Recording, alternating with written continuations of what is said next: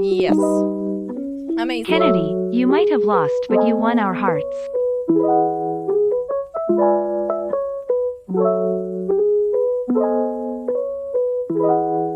I thought the national team would be better than this. Julie, how many times do I have to tell you chess is about long-term strategy, not quick gains, just like life.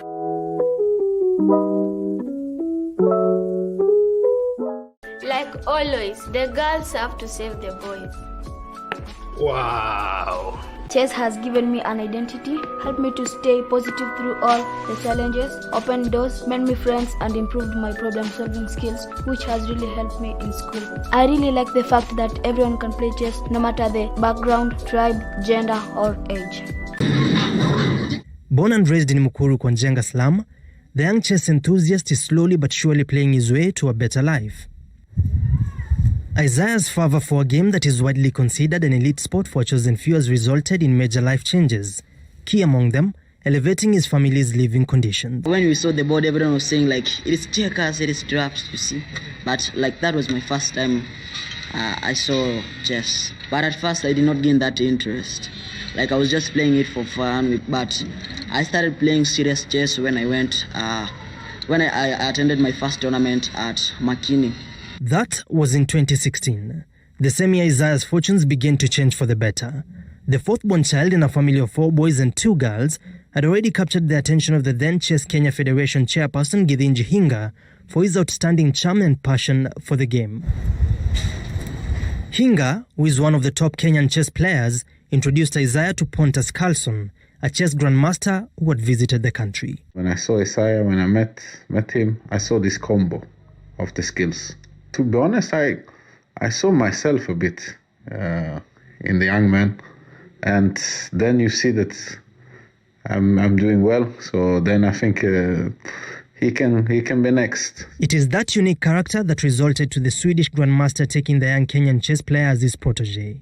With time, the mentorship has even extended beyond the game. Fast forward to this year with the corona outbreak and everything, and Pontus was really concerned about the plight of this young man. The idea was to get him to a more comfortable place, of course, like to get him a computer in the setting that they're living in and also the cramped conditions that they were in. We had to uplift the entire family. Raising my family from a lower background to a higher background, and right now like all of my family members are very happy, and this like was my lifetime goal, to make my family members happy.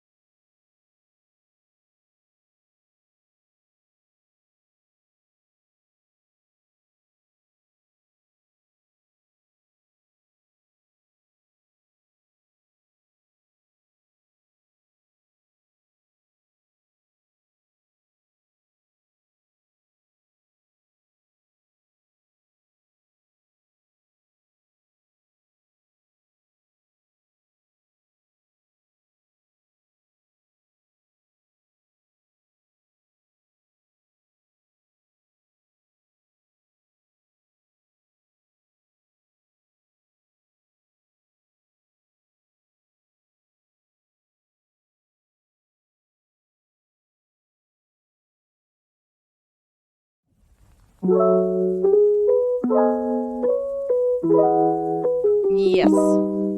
Amazing. Kennedy, you might have lost, but you won our hearts.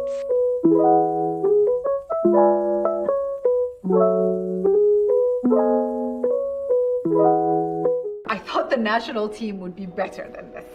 Julie, how many times do I have to tell you chess is about long-term strategy, not quick gains, just like life.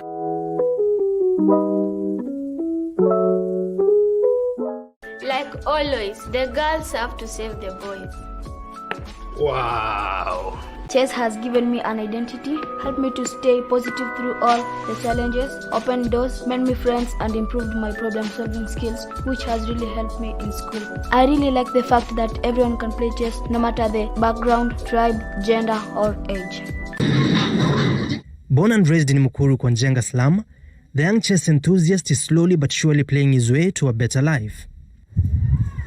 Isaiah's fervor for a game that is widely considered an elite sport for chosen few has resulted in major life changes. Key among them, elevating his family's living conditions. When we saw the board, everyone was saying like, it is checkers, it is drafts, you see. But like that was my first time I saw chess. But at first I did not gain that interest. Like I was just playing it for fun, but I started playing serious chess when I attended my first tournament at Makini. That was in 2016. The same year Isaiah's fortunes began to change for the better. The fourth-born child in a family of 4 boys and 2 girls had already captured the attention of the then Chess Kenya Federation chairperson Githinji Hinga for his outstanding charm and passion for the game. Hinga, who is one of the top Kenyan chess players, introduced Isaiah to Magnus Carlsen, a chess grandmaster who had visited the country. When I saw Isaiah, when I met him, I saw this combo of the skills. To be honest, I saw myself a bit in the young man, and then you see that I'm doing well. So then I think he can be next. It is that unique character that resulted to the Swedish grandmaster taking the young Kenyan chess player as his protege. With time, the mentorship has even extended beyond the game. Fast forward to this year with the corona outbreak and everything, and Pontus was really concerned about the plight of this young man. The idea was to get him to a more comfortable place, of course, like to get him a computer in the setting that they're living in the, and also the cramped conditions that they were in. We had to uplift the entire family. Raising my family from a lower background to a higher background, and right now like all of my family members are very happy, and this like was my lifetime goal, to make my family members happy.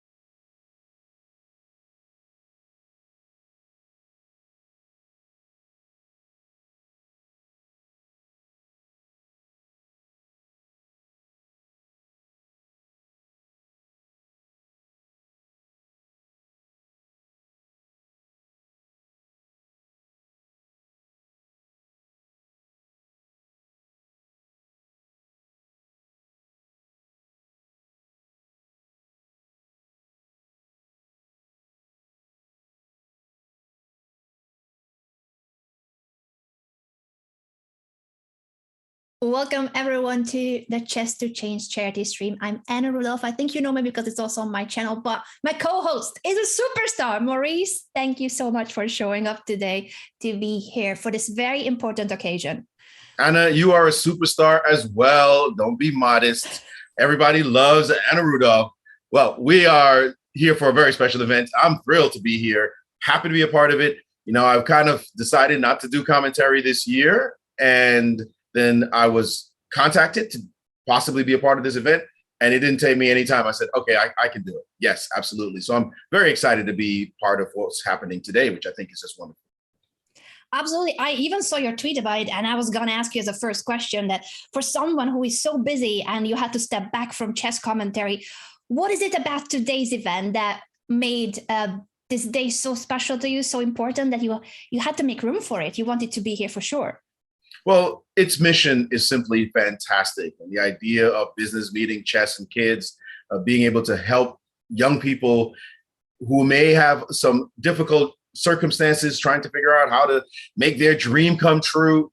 Now, it's a beautiful thing. I've been to Africa many times. I've been to 8 African countries in my travels. I know the challenges that are there. And it's just a wonderful, wonderful mission that they have chosen to do. So I think it's easy. I think it's a no-brainer to be, even though we're doing hand and brain today, a no-brainer for us to be participating in, for me to be participating in this event. I'm happy to make time in my schedule.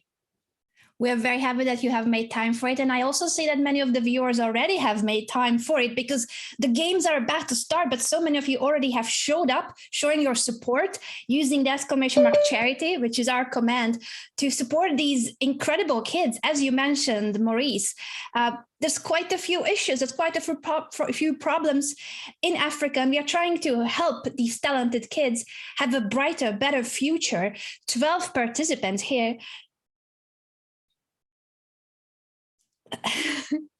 I think there's still a few arrangements in the background to make sure that the games will begin. And sorry for the interruption there. I don't know if the audio has gone to the broadcast as well from our producer, Daniel. But what I was going to say, Maurice, is that we have 12 brilliant players today, and they are going to be partnering up, teaming up with business executives.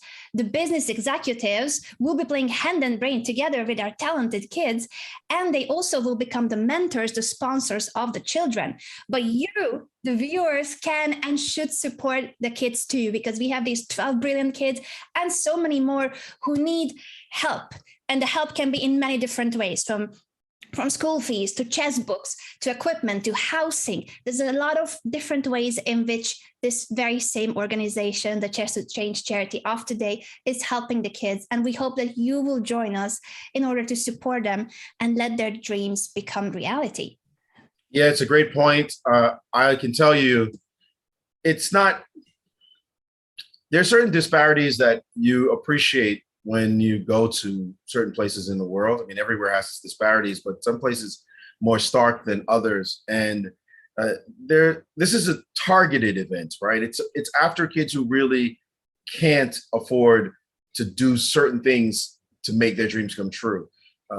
We know that destiny knows no country, no zip code, no city, but some families just have it more difficult than others. And so every bit of help, every bit, sometimes it seems small, a chess book, like a few dollars here and there. It seems small, but it can make such a big difference, even small donations. So we really appreciate anything that can be given, kindness of your hearts, whatever you can do, it will absolutely make a difference.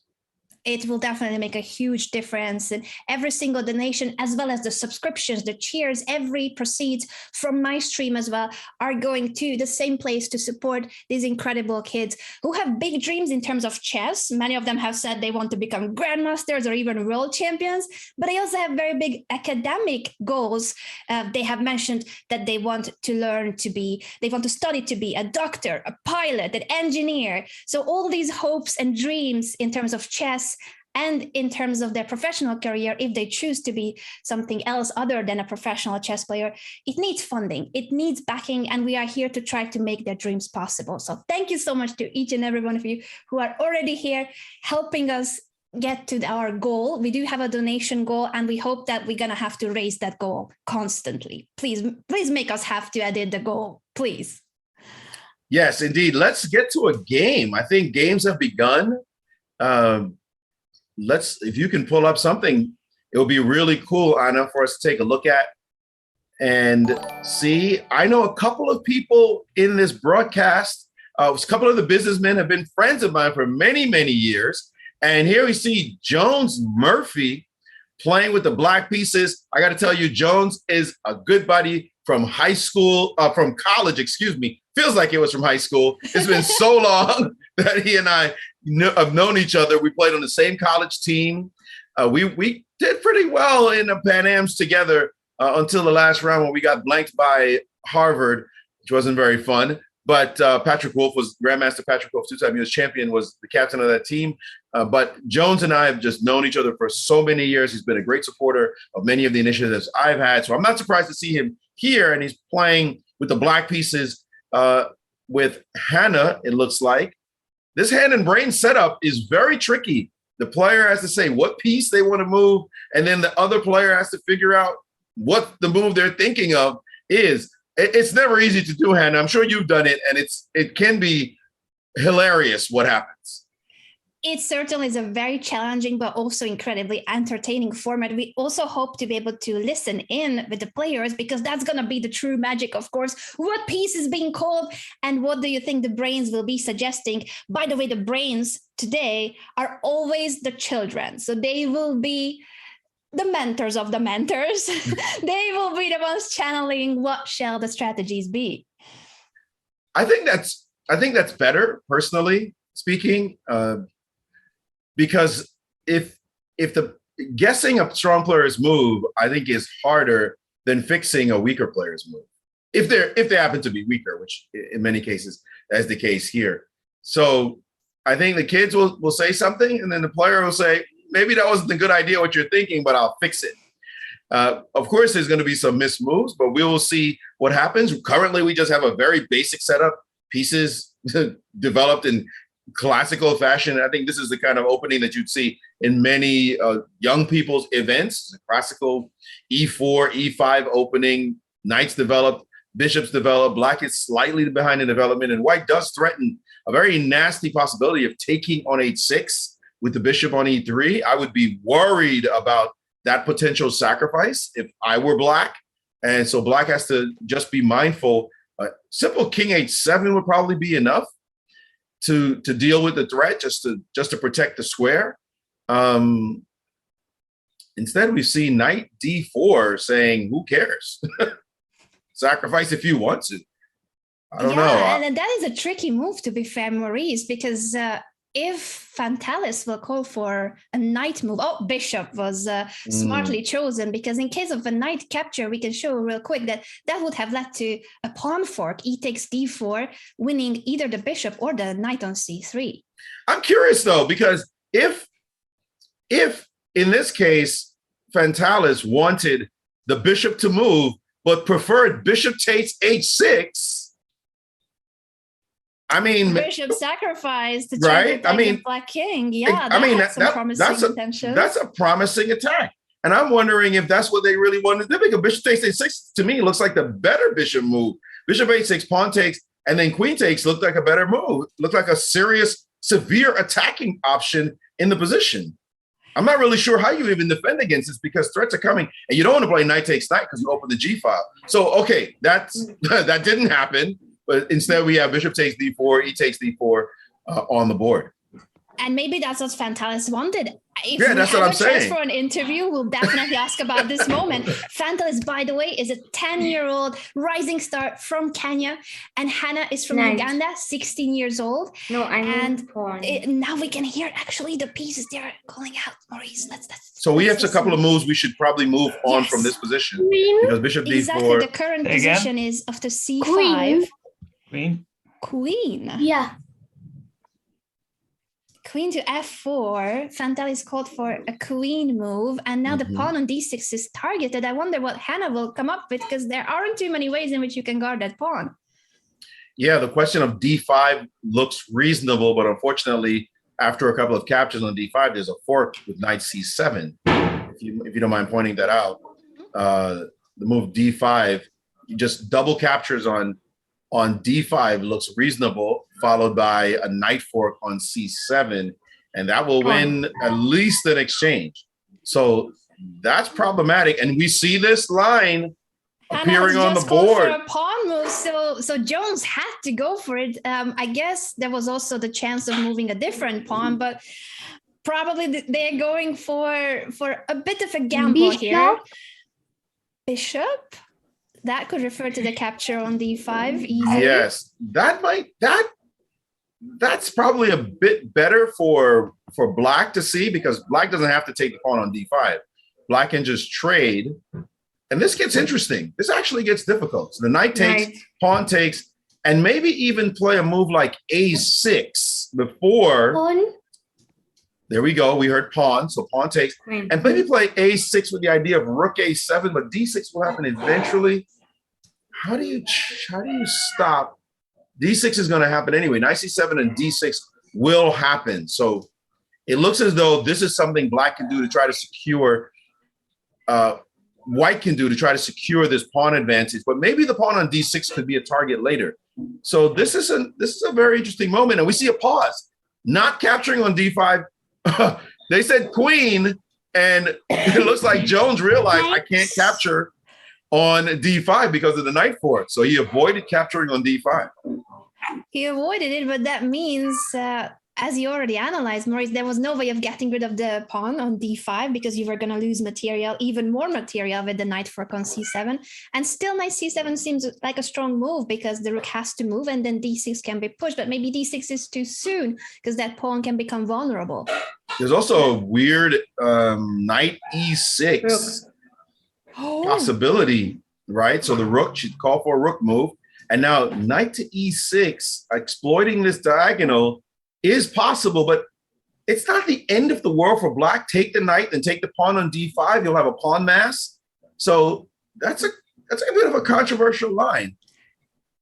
And actually, knight e6, I can play bishop takes. What am I talking about? Knight e6, bishop takes e6. Bishop takes followed by captures on e6. That's a much better move. No need to sacrifice. So this means Black is okay as far as that's concerned. I think what Black is going to do is move the bishop, bring a rook to d8, and gang up on the pawn on d6 if it appears there. I think Black might be fine in this line. Yeah, the evaluation bar can be very tricky. Of course, it's showing advantage for White having material advantage. And also, if you play the most precise moves of the engine, you will maintain that advantage. But it's a tricky position. I agree with you, Maurice, that in practice, it's not that easy. Knight! Fantalis is going for it, wants to grab that rook on b8. Where do you put the knight?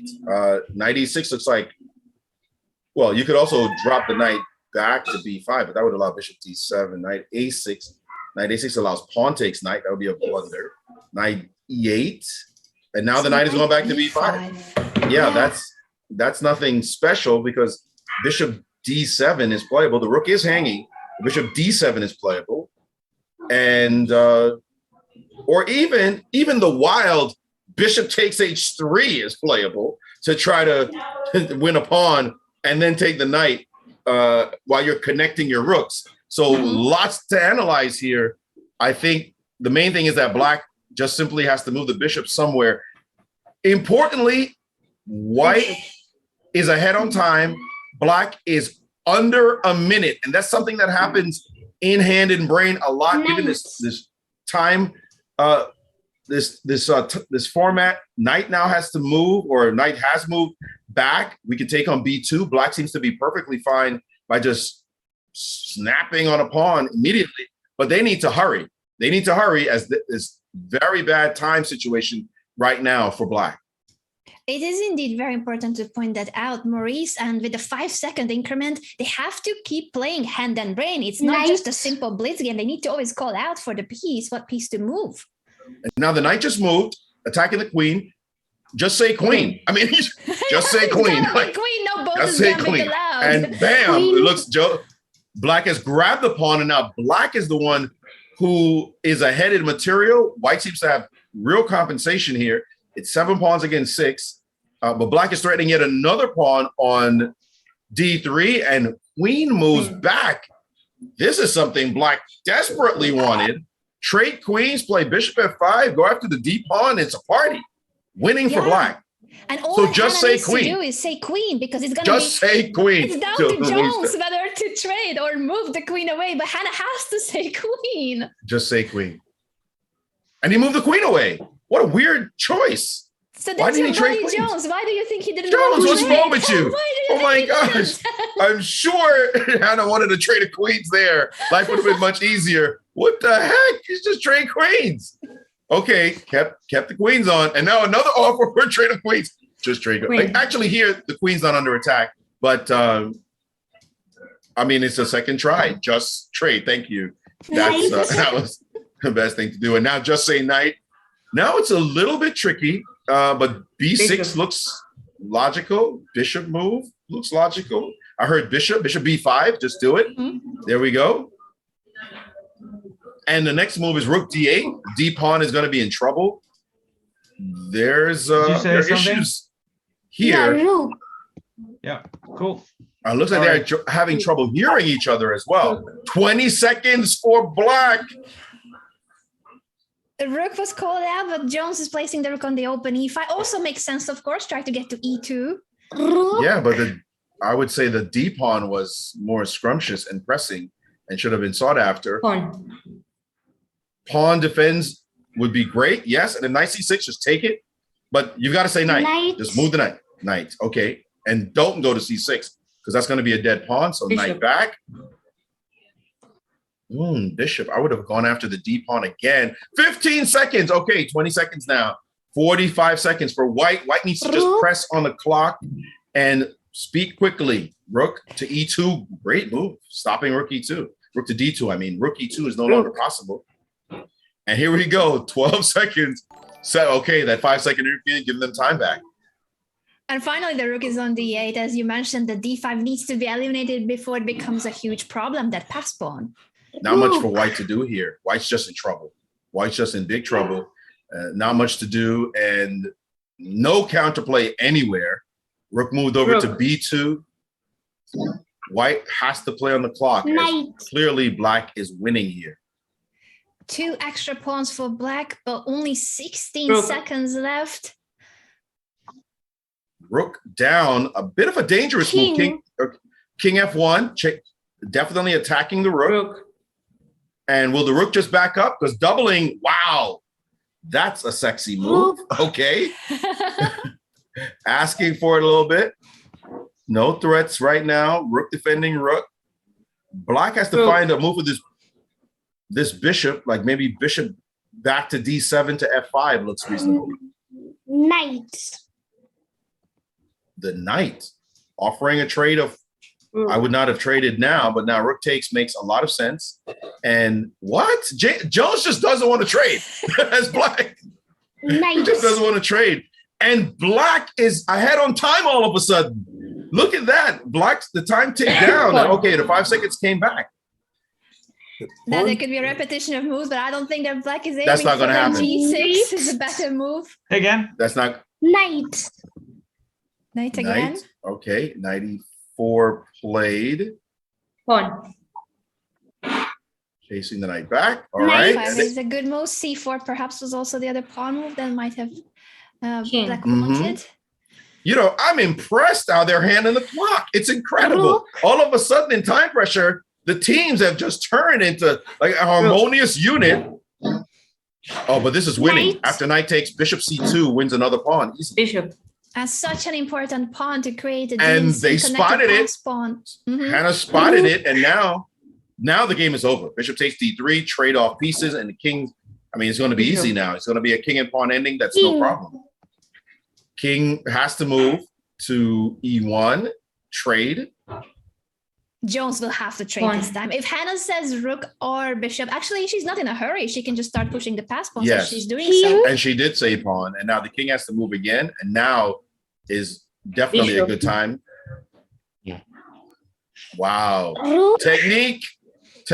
White is going down in this game, and it looks like the team of Murphy, Jones, Murphy, and Hannah are just getting it done here, and it's going to be easy to do. Pushing the pawn. Let's see which pawn Santa is referring to. Of course, it's a king and pawn game that unfortunately for White is hopeless, but there's still a time factor. King. I love seeing this coordination, the harmony as they play together here. It's been a great team. They played such wonderful moves. Look at this consistent, ironclad consistency. It's really a good time to resign now, as the pawns are just going to get gobbled up and there will be absolutely no counterplay. So given the way they're playing, I think this one's over. Hannah, Anna, should we, I got a Hannah and an Anna. Maybe we should switch to another game to see how they're doing. We follow another matchup as well. We've got 12 teams competing first in a Swiss format, 5 rounds of Swiss, and then we're going to have semis and finals. Some of the other games might have finished while we were here. Let me just try to check on the players, ones are still playing. This one in the meantime, they're looking for some maybe lucky stalemate, which will never happen. Not with Jones at the helm. So there go all the pawns. White has no pawns left. And Black can just say pawn on every move from this moment. For probably the next 8 moves, just say pawn and never say the word king until your pawn queens. So the last trap, the last difficulty could be a stalemate though. How's your buddy Jones when it comes to checkmate? Ain't gonna happen. Ain't gonna happen? Ain't gonna happen. Ain't gonna happen. Jones is not letting Jones, I should note, his highest rating was in the US was over 2,000. Oh, was it? Yes. So Jones is quite a good player. He's not just a generalized businessman. He was an expert player. He's beaten master players before. So he can play. He can play. And you see in here. You know, a lot of businessmen are okay, but not serious players. Jones played in tournaments, a lot of tournaments, and like I said, he played on the same team in college, so he's a good player. Shall we wait for a checkmate or switch to another board? I think if you have another board, let me know. Oh, this is going to be checkmate too. I've just switched, but maybe this is even sooner a checkmate. Next move is checkmate, actually. At least 2 maiden 2s, and there we go. That one's over. Wow. Chess to change. That's Arvin Rusty teaming up with Robert. Good job, both of you. And good job, Fantalis. Good job, Hannah. Both games have finished in the same moment. Is it? So far, you're showing only Black. I'm hearing some voices. Somebody's talking to each other right now. Let's listen in. I think that was our first matchup. The players discussing the game. They have been just discussing the game that we have witnessed for most of the time. Jones and Hannah, what a team effort that has been. They were in a difficult situation. If we go back quite a few moves before, they were down a pawn, and it looked like it wasn't going to be easy to deal with the d5 pawn. There were all sorts of tactics for White. It could not be captured because of the knight fork with knight to c7, picking up the rook on a8. So they came back from a really difficult middle game. You know, it was really just this moment, though. I have to say, it was a critical moment. The pawn on d6 came under fire, and Black had to deal with it, right? Black had to figure out a way to deal with that. And so in this moment, this critical moment, just before this position, actually, if you just go back 2 moves. Sure. Right here. So here, after queen f4, great move, no question about it. This d6 pawn. This was the critical moment for Black. Black had to deal with this. Now, pawn up was played, and I think pawn takes was better than bishop takes, frankly. I think pawn takes makes a bit more sense. a6 is coming, though. a6, knight c7 kind of action would have been required. But instead, the bishop took, and when the bishop took, it gave Black a moment after takes. Black, Hannah said queen. And thankfully, this is what I said when I said, it's better to have the stronger player following the other person's lead, because if you say something and they go, no, I don't want to do that, you just don't do it, right? You figure out something else to do. And queen takes pawn may have been Hannah's intention. Like she might have resigned to say, okay, I guess we have to give up an exchange. But there's Jones on the screen right now. Jones probably was like, I don't want to play that move. And Jones is like, can you hear me, Jones?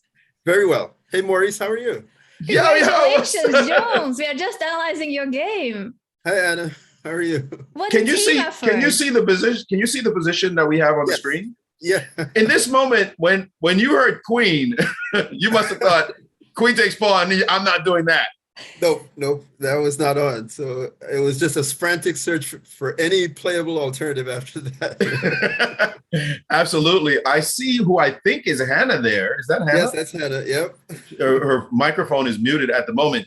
But yeah, you were looking around for a different move, and you said, let me play queen b6, which was a solid alternative. Yeah, yep.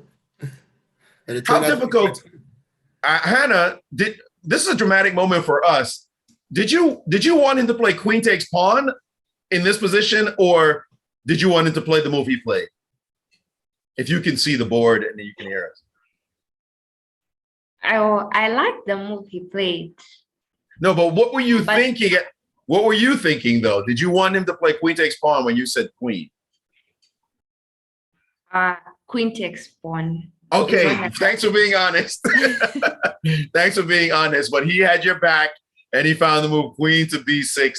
That game was extraordinary. After this, you two played like a complete machine. It was amazing the way you just started gobbling pawns. Jones, why didn't you trade queens here? Like, queen trade looked like the most natural thing to do.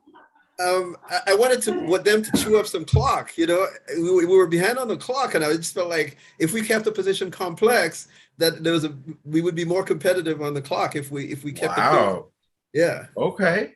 Yeah. Some strategy. All right. So I told Anna. I told you Jones. He's a thinker. I mean, we go back to the taste. And Jones studied physics as well, so he understands time and even intention. That was a great game. Maurice and I have known each other since we were teenagers. We've known each other, so that's always a long time ago. That's a long time ago. Hannah, give us a little bit of taste of how excited you are to be a part of this event. Yes, I beg your pardon? How excited are you to be a part of this event?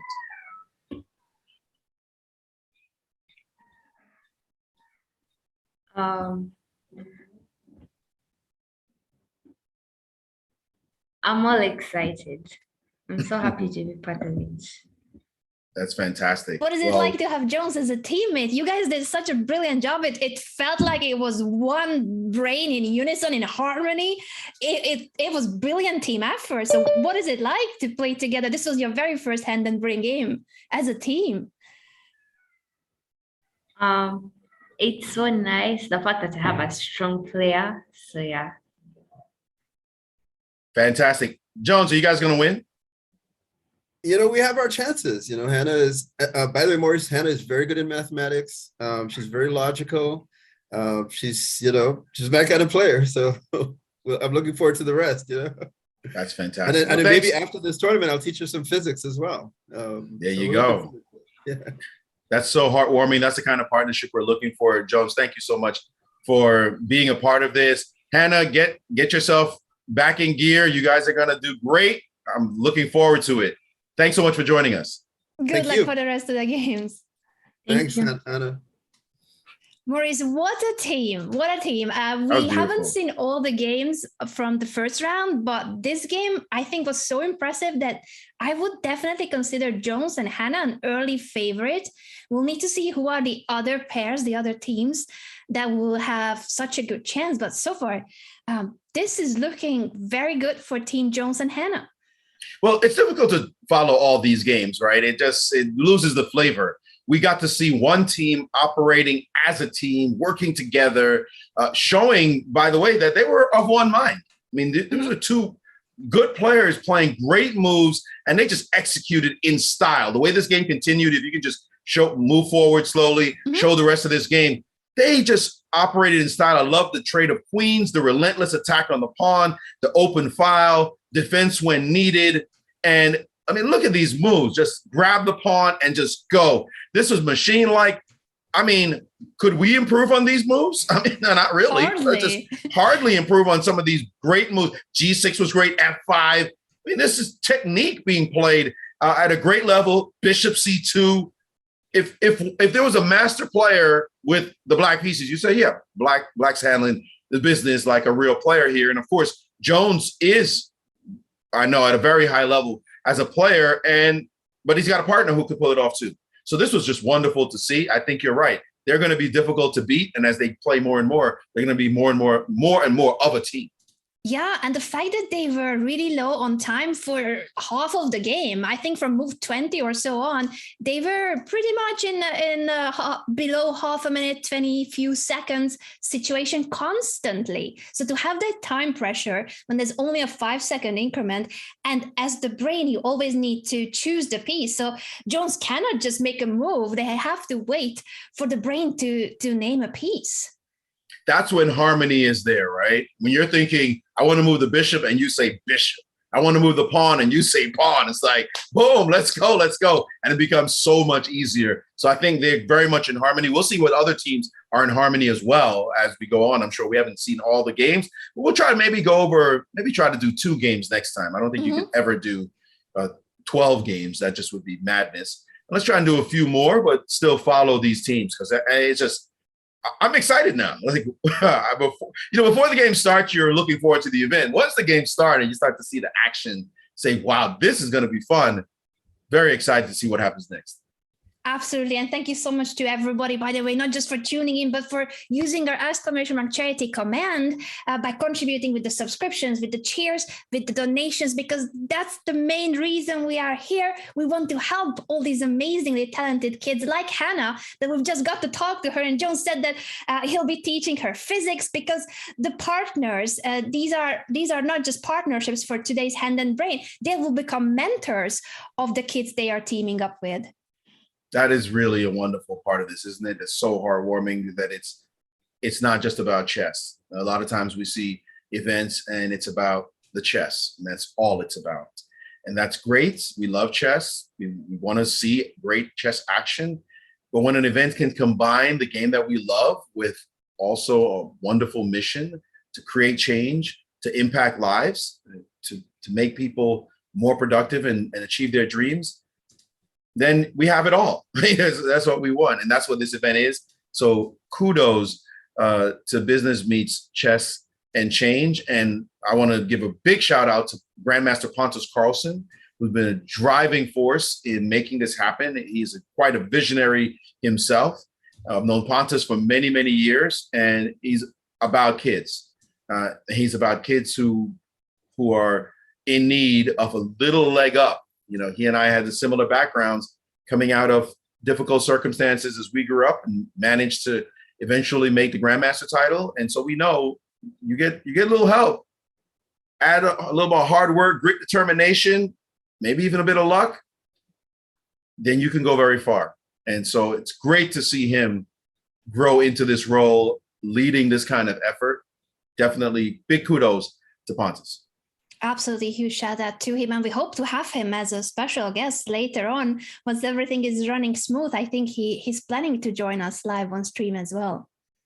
Awesome. Well, I know the games are starting soon. Second round will start. Do we have a sense of who's leading? Well, I guess there was a winner, so we got 6 teams leading and 6 teams that need to make a comeback. It is a format. After 5 rounds, you get to go to the semifinals and the finals. The top 4 teams will move on. Right now, everybody's sitting at 1, feeling pretty good, but you could easily go from leader to loser pretty quickly. So you got to watch out. Every single round will count.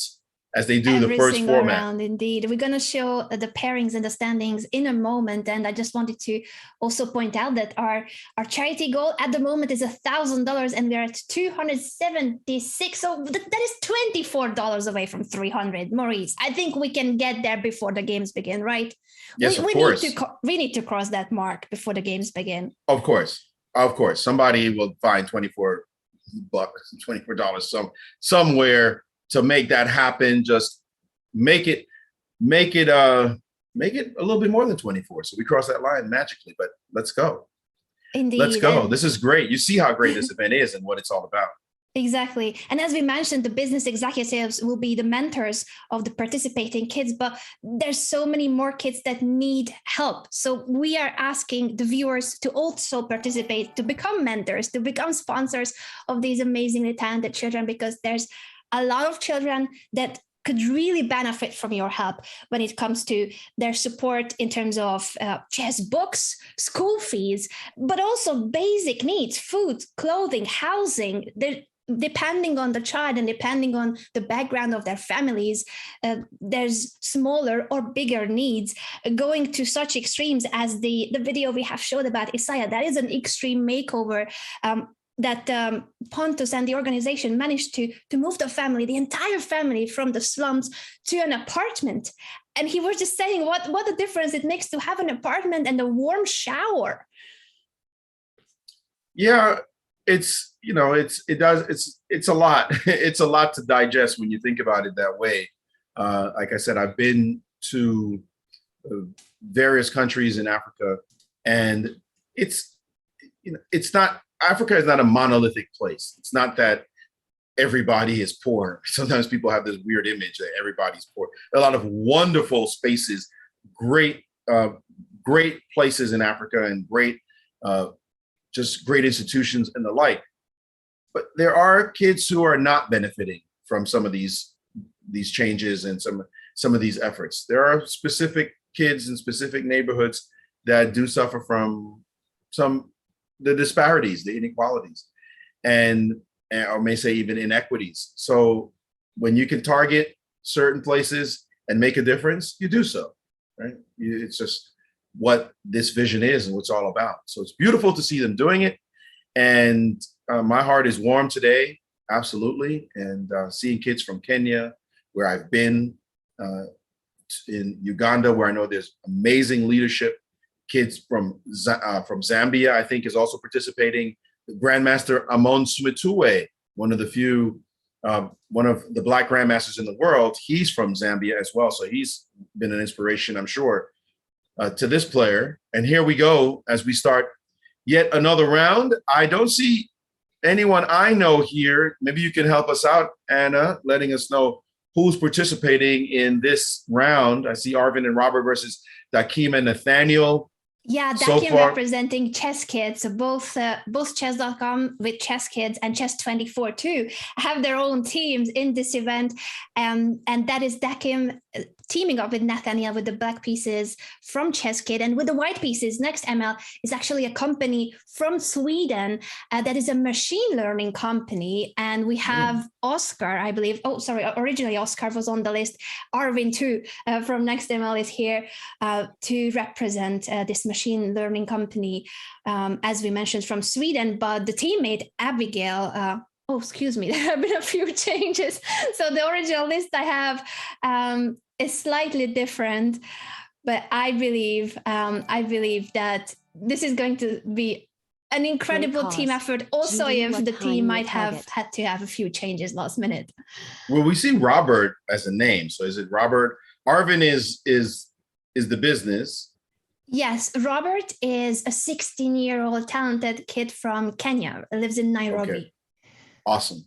All right. Well, we have a position that you might see on a tour, the Magnus Tour, the Champions Tour. This is just a position, great position. I could see it in one of my games if I played well. Like, this is just a standard position. They're doing quite well. No issues coming out in the opening. I heard pawn, which is a very reasonable move as well. So we're seeing good chess so far in this event. No real blunder. Actually, I don't think we've seen a true blunder yet, right? Like they are playing very high level chess. The ratings next to the username, I think, are just default ratings because absolutely both the kids and the business executives play a lot better than that. I was just gonna add, Maurice, now that I have found the right list for the current teams, that Robert is the current under-16 champion of Kenya, and Nathaniel, on the other hand, is one of the youngest participants here. He's only 6 years old, and he studies on Chess Kid. So imagine having Dakim from Chess Kid here, when that is the tool that 6 years old Nathaniel is using to study. He's already underage champion of Kenya, by the way, 2 years above his age. I don't know what to say to that. That's just absolutely extraordinary. A 6-year-old playing with the black pieces. These are not 300 rated players. That is for sure. We know that.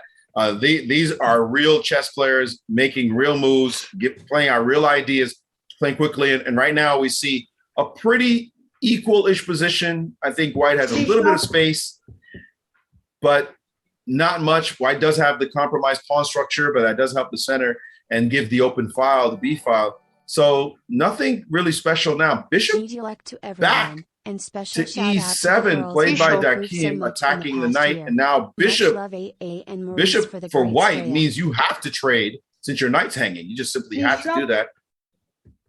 And Bishop, what a call. Not taking back, saying, let's take. This, though, is problematic because Bishop takes F7 check, wins a pawn. Bishop F7 is winning a pawn.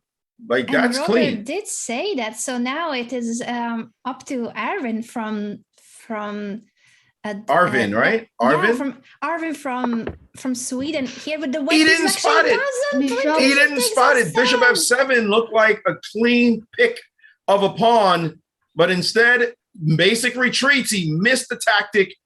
I wonder what Robert is saying right now. Like, dude, I know you're a businessman, but hey, this is our business, man. Come on, you should have taken care of business by taking a pawn on F7, and White missed the tactic and did not get the free pawn right there. So we're back to a normalized position once again. Yeah, that is incredible. And just to add a bit more information on Next ML, that they are a machine learning company that specifies on active learning, on data collection techniques that later the machine learning process makes smarter, wiser. So maybe that Bishop takes F7 is also something that the machine learning tool could come up with as a conclusion. Yes, indeed. We needed a machine. Oh, I guess we didn't need a machine to see Bishop F7. But right now, there is a challenge to Black. The pawn on D7 is under attack. I do believe I heard Black say pawn, but White will realize that this is problematic to play Black will realize that B6 might drop a piece because of Bishop to B5. So B6, Bishop B5, and then Queen F3, and this is problematic. I don't think you can defend that position. Yeah, this is going to be hard. So Dakim is thinking, what other pawn? Yeah, what other one? He did it, and he played B6. That's now like a shark. Robert jumps on this. Queen suggested, but after Queen, you could play Queen D5, but C4 would happen instantly to chase the Queen. Queen D6. Then the follow-up is Queen F3 and then a bishop move attacking the Black Queen. That's the problem. Queen D6 is the move you would prefer to play, but Queen F3 or even Bishop A3 is going to be possible. So all this is horrible suddenly for Black. B6 was a huge mistake, and it looks like Black will go down a piece no matter what. It does look like very troublesome for Dakim and Nathaniel. Let's see if they find a way to at least keep it complex. I just wanted to give a shout out in the chat to Jan Shahade, who is supporting today's charity, but also is, of course, organizing an incredible way in which she can connect the girls who are playing chess and study together from different cultures. The cross-culture girls program headed by Jen has done an incredible job of bringing some of today's participants actually from our hand and brain tournament. They are in contact, in collaboration with some of the girls in the US so that they can study together. And they played a game against Judith Polgar in a simultaneous exhibition together. Wonderful. Jen, of course, I've known for many, many years, and there's no surprise that this kind of initiative is near and dear to her heart. But I'm just looking at this, and White had to be a bit more accurate with the moves here, because Queen D5, the defense of Queen D5 is coming next. And Bishop. I think I heard Queen. Bishop was said later. And now I heard wonder now. Bishop doesn't get the job done. But it has to be moved. The bishop was said, even if it's not the best move, it has to be the piece that will be moved. Yeah, that's not going to cut it. That's simply not going to cut it in this position. And it looks like Black is going to get out of it. What are you supposed to do with this bishop? Queen. And Black has survived. Black has survived all the challenge. Absolutely. But, I'm still trying to figure out what should White have done other than bishop takes. Yeah, it wasn't that clear. It does seem like White should be winning. But I guess since the idea of bishop a3 was missed, bishop f4 was played instead of bishop a3. Although even in case of bishop even that a3, position, Queen d5. No, but the problem is you could trade on d5 and play c4, and even after a6, there's going to be problems. Bishop back to a4, for example. So I think that was the danger. You could trade or even play c4 now. Even play c4, queen takes, pawn takes, and then on the next move, d5 is such a huge threat. You can't touch the d pawn because of rook d1. So I think c4 was very strong here. Rook. Yeah, but once the bishop was chosen, it had to be. Once the bishop was chosen, then I don't see anything to maintain the advantage. So we're back in business for Black. Black is back in the game, and look at that. You miss tactics. That's what happens. The game turns around. White does have a dramatic advantage on the clock. That's huge. 228 to only 108. But Black's position is not a difficult one to play. The king is safe. No pins like we saw earlier. So Black should be able to survive this as long as they play quickly. Yeah, we see the tables turning in all of the games we have observed so far, and it just shows how difficult it is to continue steadily and keep the advantage in a hand and brain format, because you need to be absolutely in harmony. The thinking, the strategies, the idea must be the same, but it cannot always be that simple. No, and even playing as a team, right? I've seen tandem chess with Garry Kasparov as a player playing with an international master, and watching Gary get frustrated when his player is like not playing the move that he expects him to play. This wasn't hand and brain, this was tandem. But you can even have very, very strong players and you make a move and it's like, yeah, this move is telling you what to do. And the other person's like, I don't know what to do. You're Garry Kasparov. I can't figure out what you're thinking. So it is tricky. It's an incredible exercise, I think, to play hand and brain, because working as a team, it's in many ways not what we're used to as chess players, because we're making independent decisions that we're connected to in our own mind, right? So it's cool to see. Right now, it looks like Black is perfectly fine. I think this game is leaning very much towards equality. And White cannot win a pawn on c7. Bishop c7 allows rook c8 at minimum. And there we go. Bishop. It seems the evaluation wanted a different rook move. Rook e2 was also possible, but there was a rook d1 that was interesting in that position. But now rook takes on c2, and Black is better. Yeah, there was a rook move in between that white could have considered, but once the bishop is called out, you cannot pick up the rook. So the bishop went back, the pawn is gone, and in case of rook b5 check, the rook can cover, so the bishop will not be lost. Yeah, that endgame looked very drawn, by the way, because black picks up the queen side in that position. But now black... King. No, not king. You have to play rook c5. Moving the king just drops the piece now. You have to play rook c5 and save the bishop. But now that king has been said, black is in deep trouble and about to lose the bishop for nothing. And there we go. Rook takes. And that's going to be that, down a piece. There is some play for black, hoping to win this pawn on a2, but not if you play this move g6. I think white... Bishop. I'm not going to guess that white wins this game, by the way. I'm just going to say that. I'm not going to guess that because this position... it could still turn if the rook, for instance, gets a little bit boxed in. Also, if you win the pawn on a2, you start pushing your own pawns. Mm-hmm. It's not that easy to just convert with this extra piece. True. That's why you see the bar is not even enthusiastic necessarily. And the bar actually is not convinced at all of the bishop to b8. Yeah, rook takes a2 now. And he said, rook, see that?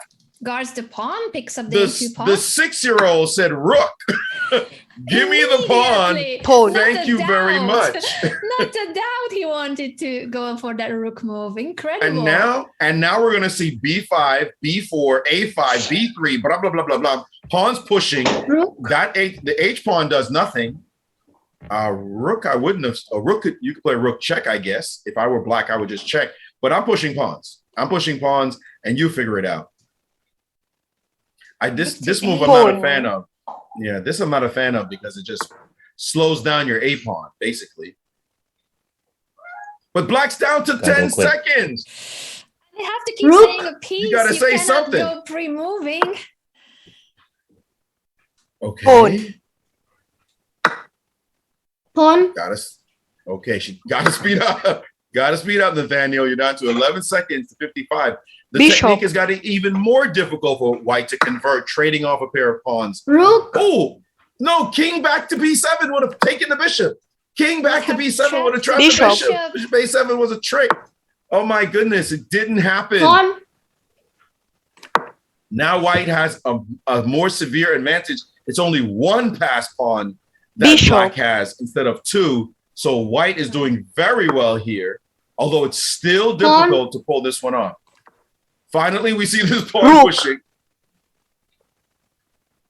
A rook move, so to come to the third rank, prevent the pawn from being pushed to e3. Active king, though. Very active king that can go to d5 and then c4. So not nearly anywhere clear in this position that white can easily pull this one off. White should probably give up the bishop for the b pawn and maybe collect the f7 pawn. That's probably about the best. King d5 now with tempo. King. The king can go to c4. And he said it. He said king with 2 seconds on the clock. We're down. Can white pull this off? Pawn. White needs to have the king in the game really quickly. I'll tell you that. So king g2, king up the board. Now here comes the king. Great play. Rook moves, and now the pawn will get to b. Ooh. Oh, let's see. Bishop. Will be a trick where the rook goes. Oh. Rook check makes sense. King moves, and then move the rook away from the a1 square. Move the rook, please. 2 seconds. 2 seconds. He said pawn. He said pawn, but rook takes b3, wins the pawn. Because then the bishop will be picking up the rook on a1. Absolutely, that's a winning position. Will they see it though? He said rook, and now just rook takes. I heard pawn. He didn't see it. That gives a chance. Move the rook. With only 2 seconds left on the clock. And he's got to play. He can't play g5, but I'm not a fan of white's pawns. Rook can move anywhere. That one's tricky. Check. Offering a trade. Rook takes, allows a strong pawn on c2. And now And now it's Bishop. still not easy. You King. can come around. King D3 allows King Bishop. F3. Ooh, No, but because now King E2. King D1? King E2 blocking the king out, and King D1 will win the piece back. And it King. looks like this position should be drawn. King G3 pretty much forced, and now King D1. King. I'm a little afraid of bringing my king all the way out the way, but I think the calculation is Bishop. right. And this one looks like it will be a draw. Bishop A3. Queen. Okay. He said queen. He Bishop. meant pawn. He meant pawn. But King. all right, let's King. see the king and pawn technique. King. Amazingly, black has come from the Pawn. dead, and black had 2 seconds left, and somehow managed to now be in this Pawn. situation. And this Pawn takes- endgame could still actually be a decisive result if either Well, of the players, if Pawn either takes is teams- forced. Pawn. Pawn takes was important. Pawn takes was very It important was there. very important. King. And we will see what looks like it ought to be King. a draw after king back. King. King. King pre-moves from both teams. King. Black is going to win the G pawn, but it will be a book draw. So I think that Arvin will know what to do here. And white, however, King. did go down to 11.8 seconds. King. And here we go. Showing technique, opposition King. time. No problem. And King. this one had a lot of ups and downs, but it looks like it should end up as a draw. King. Shall we stick to the endgame and see if King. they hold the draw, or do you I want to just go to want- a different game? I just want to see what black does next. Okay, now we can go to a draw. This King. is not going to be a problem. Let's see. King. Can you find a different game? So King. there's a rook endgame for us with black having an Pawn. extra pawn.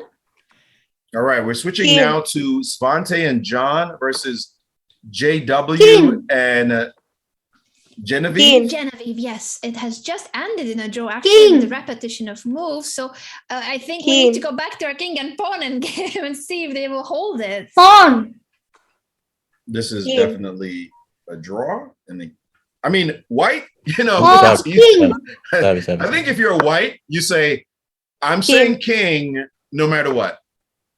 Just King. as well. You don't even need to speak. Just move, because is that a rule in hand and brain when you're down Do you to want to only draw? a king? Do you have to keep talking? No. Because you only Okay. have a king King. left.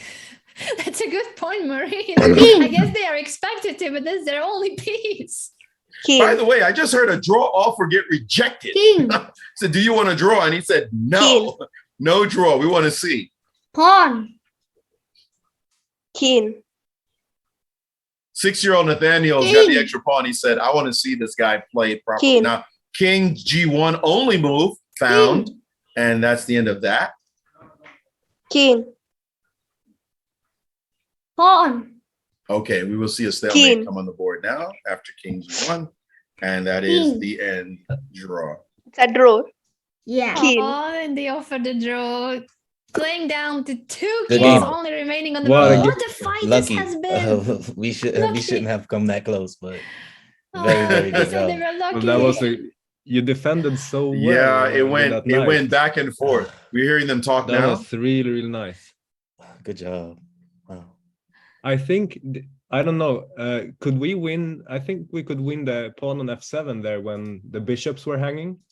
Yeah. We take with Bishops are check. hanging. You had to take with the king, and then we could check on h5 with the queen and take the bishop. Yes. Okay. Oh, that Matthias, did you moment, put the yes. result on the spreadsheet? Yes. That was an amazing game. It was so fun. Yes, very fun. They have Lots of things happened, remembered like that queen's moment. Bishop pinned, takes my f7, queen's as you pinned, mentioned, like- Maurice. They're still talking. Yeah. Yeah. Mm-hmm. Yeah, that was amazing. Yeah, So but this is Alakan's defense Scandinavian variation. It was But- a pretty pure Scandinavian, right? At least it started like that. Mm-hmm. Maybe like knight f6 is probably not usual. But No. Yeah. it's typically what I play. I just don't like my queen out so early. Yeah. Did you play the Scandinavian because I'm from Sweden? Let's say yes. We're gonna go with yes. Wait, there's another way for us to win. In the end, you couldn't win. Like when we missed a move. There's another move to win. Well, time pressure. I probably missed it. Oh yeah, win. Yes. I know probably the end game wasn't as strong, but I was happy to just make a comeback because we certainly were losing. Yeah, but I think we were. It was a draw when we traded the bishops. I couldn't go faster with the king, right? Yeah. I don't know. I didn't see that. The bishop blunder was like bad. I thought we had a chance until we like blundered the bishop with the skewer there. Yeah. I think the rook has to block the check, and I think we're okay. Mr. Matthias, what is the result? Spreadsheet is not updated. Okay, I updated it. It's a draw. Please update. All right, we can stop now. That was really interesting to hear the thoughts of the players there, and just really interesting that they saw a lot. The bishop sacrifice on f7 was seen. Robert pointed out rook b5 check should have been rook c5 as a defense. Definitely evaluating the position correctly in many of the cases. And of course, young Nathaniel was thinking, he should have won that. 6-year-old fighter. Incredible to hear that going on. Now, I think we should get some results up. Yeah, we could. Yeah, we do have the results up. I'm just gonna try to bring all that up on the screen as well. We have the standings after 2 rounds. So a win is 3 points, a draw is 2 points, and a loss is 1 point. Everyone gets points in this tournament. And we see only 3 teams have managed to keep the perfect score. Agent, Chess to Change, one of the Chess to Change accounts, and Urbit, the top 3 teams so far. And in 4th place, we have a tie between 4 teams. So huge fight to qualify to the semifinals. The top 4 teams will make it. Maurice, I think we're going to take a very short break, and then we are back with round 3 of this very exciting but also very important tournament when it comes to our charity cause. So thank you so much to all of you who donated. We have crossed the $500 donation mark, and we want to see that donation bar hitting 1,000 soon. Can you all please spam that command again, !charity, in both chats. And thanks to each and every one of you who have already contributed to help these amazingly talented kids manage to pursue their dreams and goals in chess and in their academic careers as well.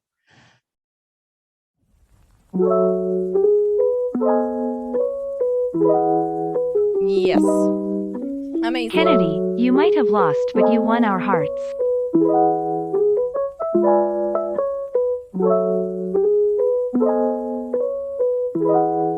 I thought the national team would be better than this. Julie, how many times do I have to tell you chess is about long-term strategy, not quick gains, just like life.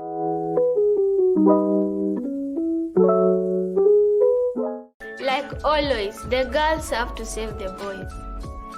Wow. Chess has given me an identity, helped me to stay positive through all the challenges, opened doors, made me friends, and improved my problem-solving skills, which has really helped me in school. I really like the fact that everyone can play chess, no matter the background, tribe, gender, or age. Born and raised in Mukuru, Kwanjenga slum, the young chess enthusiast is slowly but surely playing his way to a better life. Isaiah's fervor for a game that is widely considered an elite sport for chosen few has resulted in major life changes. Key among them, elevating his family's living conditions. When we saw the board, everyone was saying like, it is checkers, it is drafts, you see. But like that was my first time I saw chess. But at first I did not gain that interest. Like I was just playing it for fun, but I started playing serious chess when I went, when I attended my first tournament at Makini. That was in 2016. The same year Isaiah's fortunes began to change for the better. The 4th-born child in a family of 4 boys and 2 girls had already captured the attention of the then Chess Kenya Federation chairperson Githinji Hinga for his outstanding charm and passion for the game. Hinga, who is one of the top Kenyan chess players, introduced Isaiah to Pontus Carlsen, a chess grandmaster who had visited the country. When I saw Isaiah, when I met him, I saw this combo of the skills. To be honest, I saw myself a bit in the young man, and then you see that I'm doing well. So then I think he can be next. It is that unique character that resulted to the Swedish grandmaster taking the young Kenyan chess player as his protege.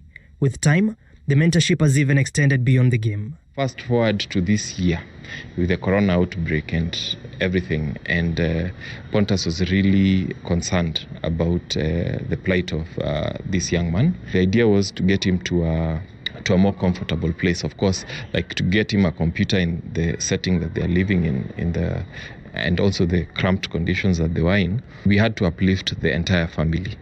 Raising my family from a lower background to a higher background, and right now, like, all of my family members are very happy, and this like was my lifetime goal, to make my family members happy.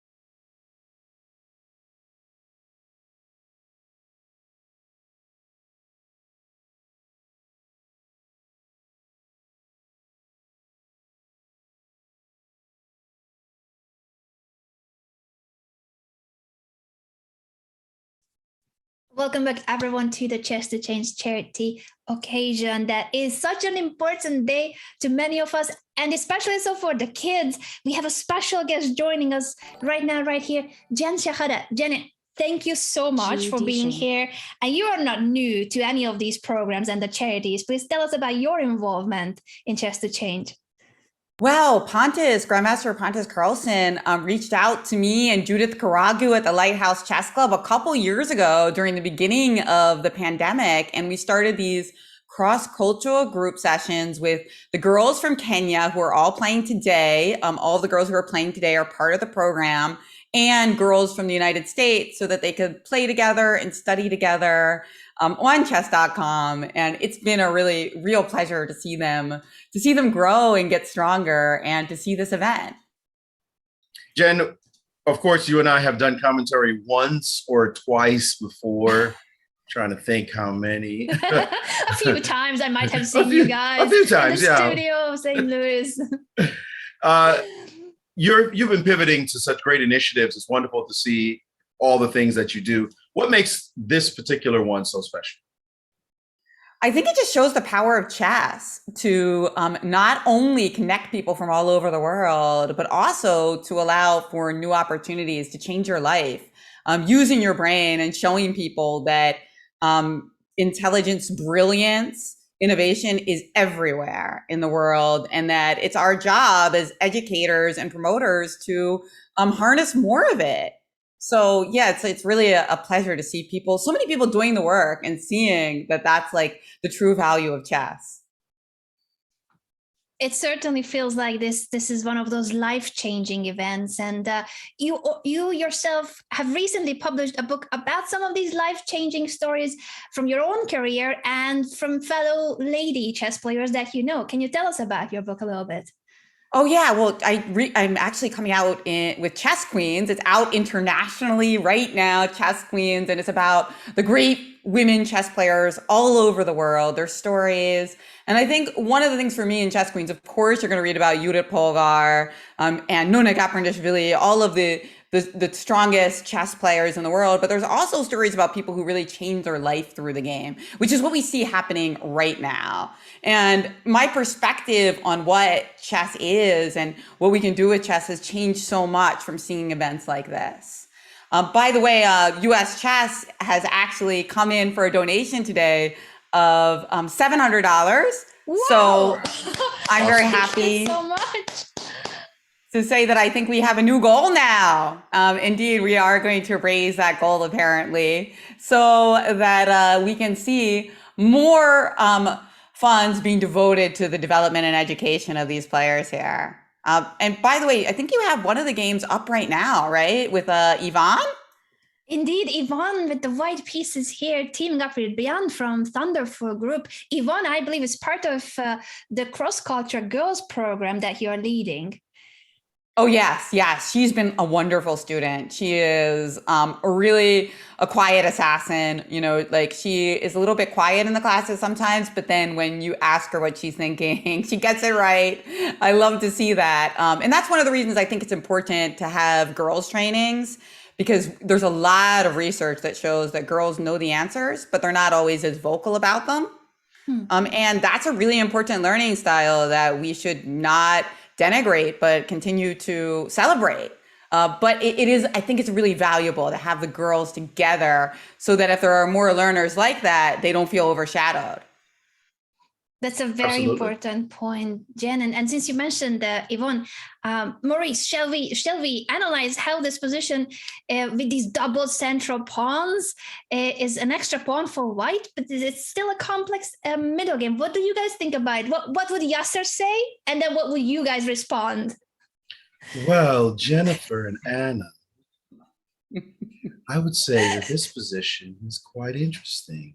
Well, let me not do Yasser, since I can't last for very long. This one here is not the kind of position that Black aims for when you are trying to sack a pawn for some kind of dynamic play. Black's play has been too passive. The knight on h5 is not very good. The king on h7 also not very good. And now f6 made the position even worse. So Yvonne is taking care of business. She said bishop, drop the bishop back. It looks like the team of is it Buryan and Yvonne? Looks like they're doing work in this game. That's an extra pawn. Black is threatened with G4, trapping and winning the knight. So it is a dangerous moment for Black in this position right now. Oh boy, what does Black even do about that? Do they have to play F5? Well, Only move. There it is. Only move. Well founded though. Well, definitely a great find. But look at those weak squares in the backward pawn on E7. Ugh. I mean, you just lost a lot of time with the Black pieces playing the maneuvers, knight H5, F6, F5, king H7. The bishop on B3 is a monster on that diagonal.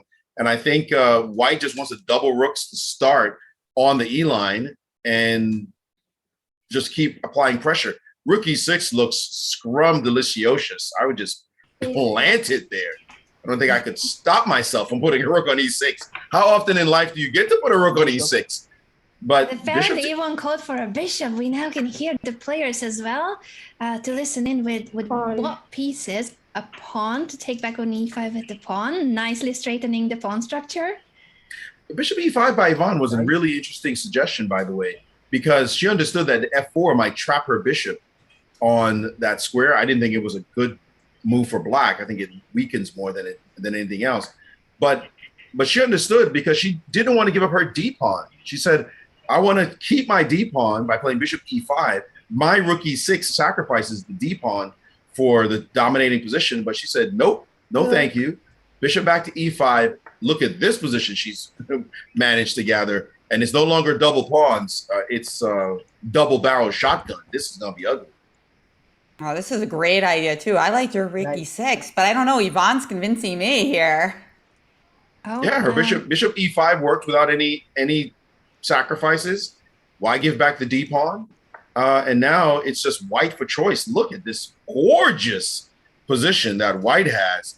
Some kind of break with D6 looks great. You could start with H4, but it'd be hard for me not to play the move D6 right now. I would just throw it out there. The pawn on B7 is going to be hanging with check, pins and things on the files. It's got to be good somehow for White. D6. The problem is Black can't capture twice because of knight to B5, just ganging up on that pinned knight, and also rook E6 is going to come back in business. So I'd play D6 in a heartbeat. I wonder if that will be the choice of Yvonne, because if she calls for a pawn move, she did. Oh, she already said pawn.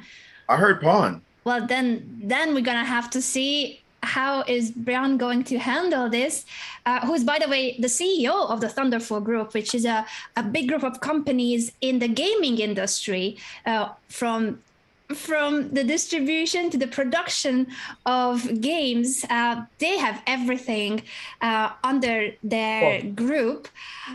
And Brian says that he likes to play chess in his spare time to stay sharp. Well, they found D6, and we have that on the board. It was the most natural move.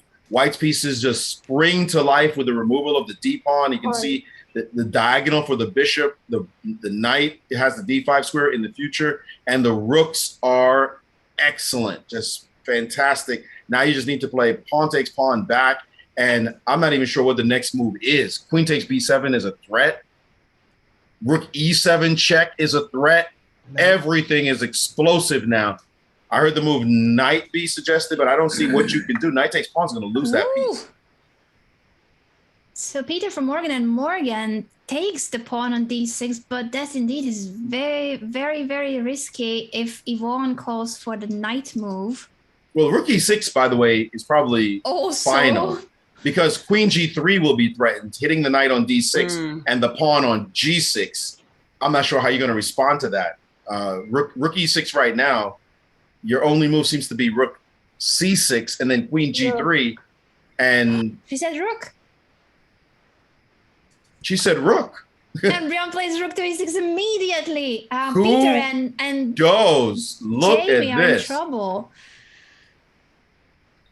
So I'm looking at rook C6, rook queen G3, rook F6.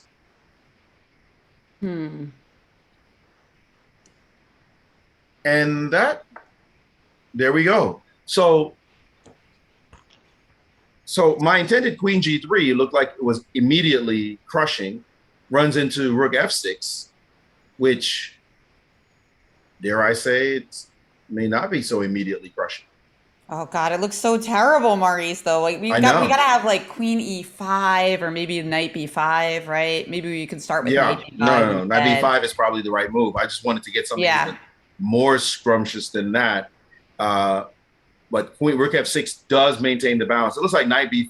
But the thing is, black's going to defend completely. Knight b5 is going to allow knight back to c8. This knight on d6. And there we have knight b5. This knight on d6 is the whole focal point of the entire position. And the good fortune for black is that white has a light squared bishop, which cannot pound on the d6 piece. So there's knight back is going to be the next move.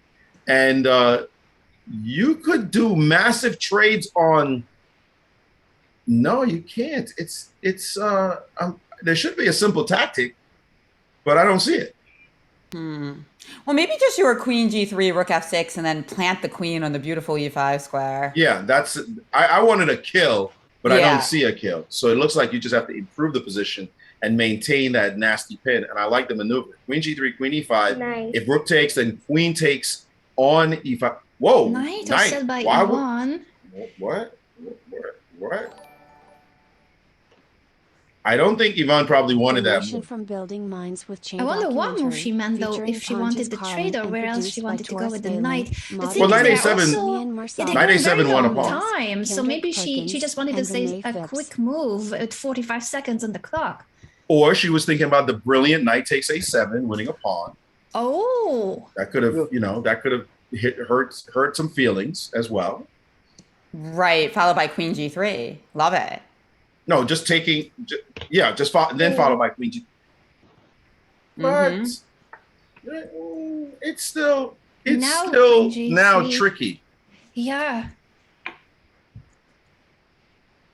Goodness me, thank you so much for the $300 donation as well. Wow. Awesome. I think, Jen, the $700 donation of the U.S. Chess Federation has inspired others as well to join in. Thank you so much to each and every one of you. Love it. Love to see it. And the new goal now is $2,000, and you're pretty close to that already.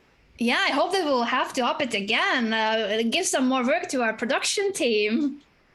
I think white has kind of given up a lot of the advantage here and is trying to reset because black's pieces are so badly placed.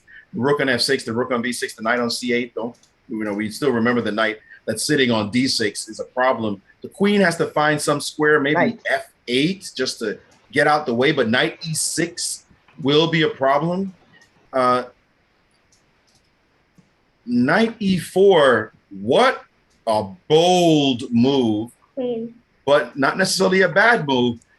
Queen to e5. There was the tricky queen to b8 in that position as well. Queen b8 would have been saucy, but a rook's ending up on d6.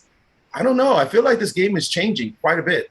Rook to d6 is a little annoying.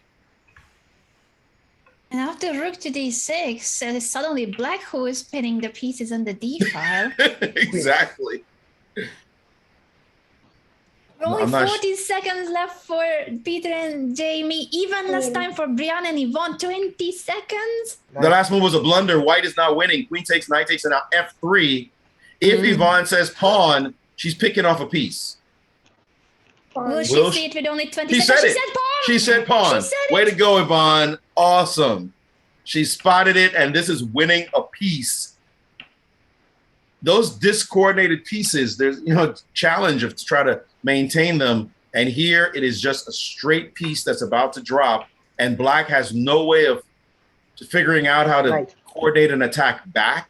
So that's it. You're going to lose the knight here, and that's going to happen with check on the next move. Jen, I wish we had your camera on screen in that moment when Yvonne said pawn. You were so proud of her. It could be seen that you really care so much about each and every girl of your program. Well, yeah, she's gotten a lot stronger. And I actually feel like I played a hand in Brim. Look at this last Whoa, move. love Knight it. F5, styling and profiling because of the mate on D8. Great move, forcing the rook to go back to F8. But this is just gonna, oh no, not that was not it. And Yvonne cleaning house now with rook to D8 and checkmate coming. Jen, you're doing a great job working with these girls. I'm sure you're not the only one, but that was amazing. Oh yeah, she's doing fantastic. I mean, you can really see she's working on her game. They've gotten a lot better in the last couple of years. I mean, that was tremendous. That was good job to her partner too, Bjorn, because he seemed to really always know what she was good indicating. game, everyone. Jamie, thank you so much, and Yvonne, great game. Peter, hope you get better. Oh, thank you. Good Friendly job. trash talk at the end of guys. the game. Take it easy. Thank you. Well, that's what this is, right? A fun event. Now I got it, Peter. It took me a second. well said. That was funny. Thank you. Cheers. Good game. Oh, he meant to say get well. I guess Peter might be a little under the weather. The whole game was broadcasted. So later, probably you can check it out. That's the arbiter telling them that they were on the front page of our channel. There's still one game on the way. By Okay, let's switch to this game. If we had also switched to the audio of this other game. Take it easy. I will say, I know Taurus. I know Taurus with the white pieces. He's not only do I know him, he's one of my agents. He's been a long-time agent for years now, it's about 7 years. So Taurus can play chess for sure. And we can see here handling his business with Bernice. Is Bernice one of yours also, Jennifer? Oh yeah, Bernice is unbelievable. Her work ethic, Maurice and Anna, is legendary. There's some girls club classes that happen in the evening, right? Which in Kenya is like 2 a.m. So during the pandemic, she would set her alarm for 1:30 a.m. and wake up in the middle of the night to learn from some of these legends that came to talk to us. Wow. Katerina Nemkova, yourself, Anna, you came once. We had Irina Krush come several times. And so her dedication is really unparalleled. Unfortunately, incredible. It looks like there's going to be a sacrifice on C4. I think rook takes. Well, knight takes will do it as well. Although taking on C4 with the rook seemed to also be quite strong. But in this position, oh no, rook takes immediately, and they keep trading blows. Black is up significant pawn, so will be winning this position regardless. D3 doesn't win the queen because of queen F3. Queen F2, excuse me. D3 allows queen to F2, but black will end up winning a piece in this line by just trading queens and then taking the bishop on D4, on E5. Queen. Well played by Svante and John, as they look like they're going to get Taurus and Bernice. Bishop. Yeah, black is now ahead by a bishop and a pawn, so this one looks bad. This one I would say is over. Can we find another game, or is this the only game that's left? I think this is the last game from this round. Okay. Jen, you said your book is out internationally. I thought it was out domestically already here in the US. Oh yes, it's out basically in 2 days, but if you order it, you'll get it. So Chess Queens is now available everywhere. You can get it on all your favorite sites, independent stores, Amazon, US Chess Sales. Yes. Love it. I mean, I just love to share the stories of these great women who have, spearheaded the growth of the game. Jen, what do you think it's going to take for young ladies like Yvonne and Bernice? The initiative that you're doing, obviously, here we see this one with business meets chess and kids, but there's still some inequities, right? It's like it's very real. What are the lessons you've learned over your experience in chess? It said these are the kind of techniques, these are the kind of motivational ideas, these are the kind of support financially that young ladies need. What do you see as the difference to make real change happen so we can see much more participation among girls, successful participation. I think money is really key. I mean, that's why it's so important. Everybody who's donated anything today, what you can afford, also awareness. I mean, to me, you and Anna are two of the greatest chess personalities that chess has ever had. So the fact that you're showing how important this is to you to come here and talk about it is really great too. I mean, well, there's also Magnus Carlsen, who apparently is stopping by later. But yeah, I mean, you got to understand. I mean, I sent chessboards to Kenya and some books. The inequities in supplies are very great. It's not easy to get books there, right? So that's why it's so important that Chess Kid and chess.com is supporting them with online supplies, because the amount of supplies that they get is just very different. I mean, we saw in the Queen of Catway how Fiona Mutesi was studying a Gary Kasparov book by candlelight. But you can't just go onto Amazon and order all the latest chess books.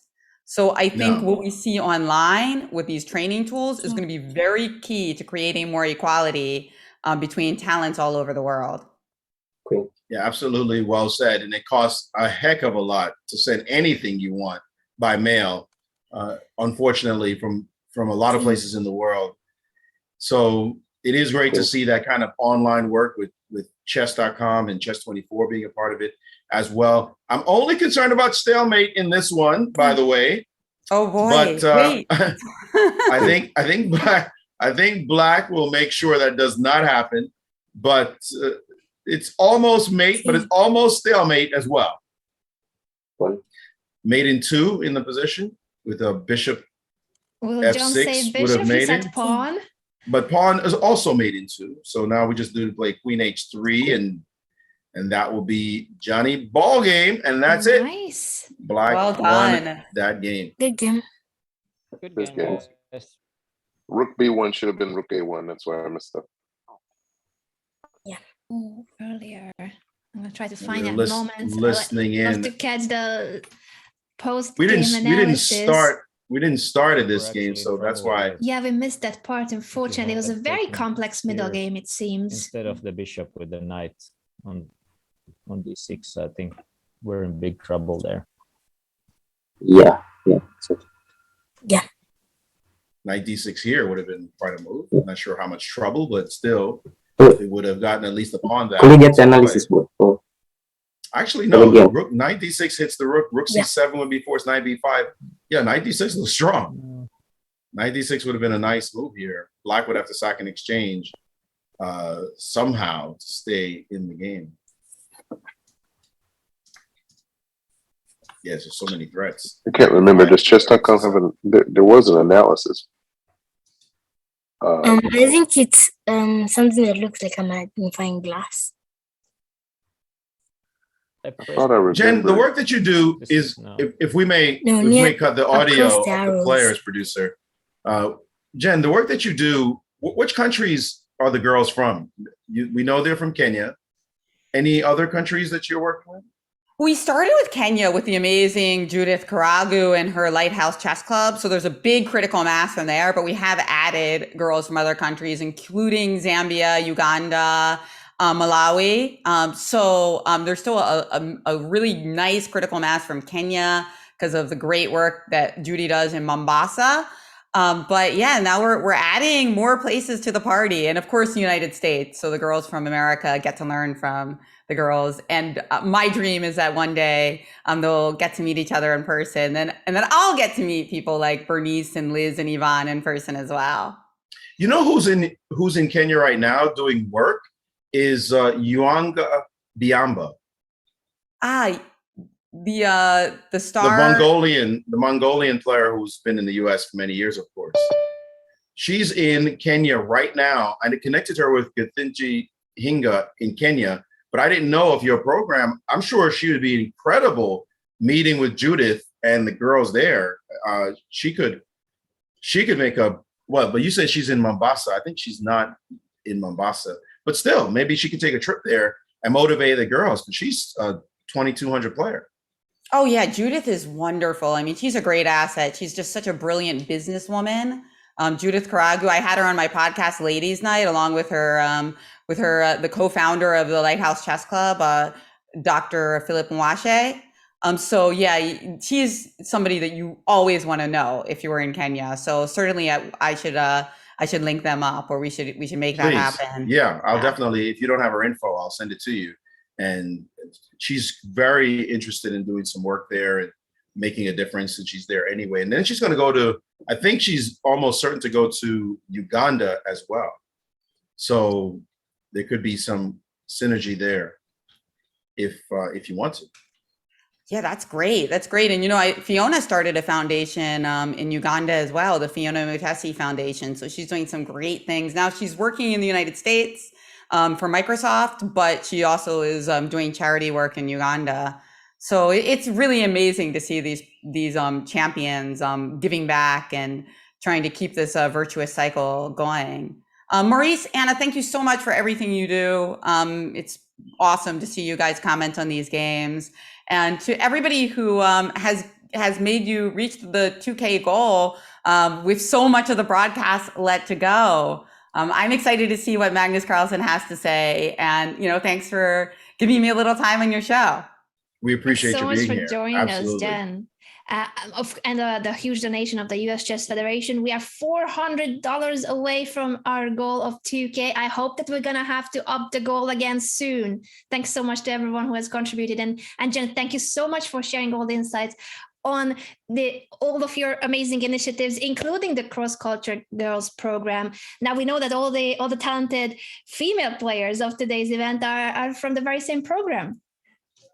Oh, yeah. Thank you so much, Anna. Bye, Maurice. Bye, Anna. I'll be watching. Bye, Jen.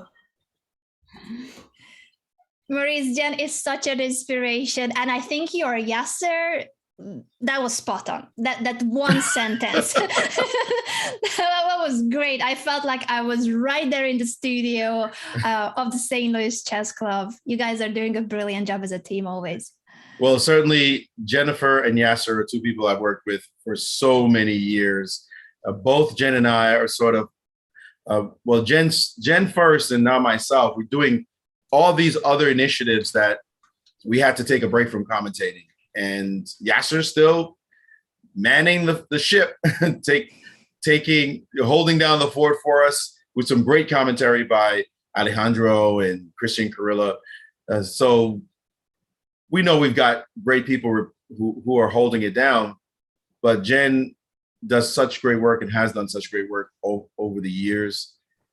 It's really cool to see her consistently be great, like just consistently be great. That's what you want. And she's just top notch, high quality human being.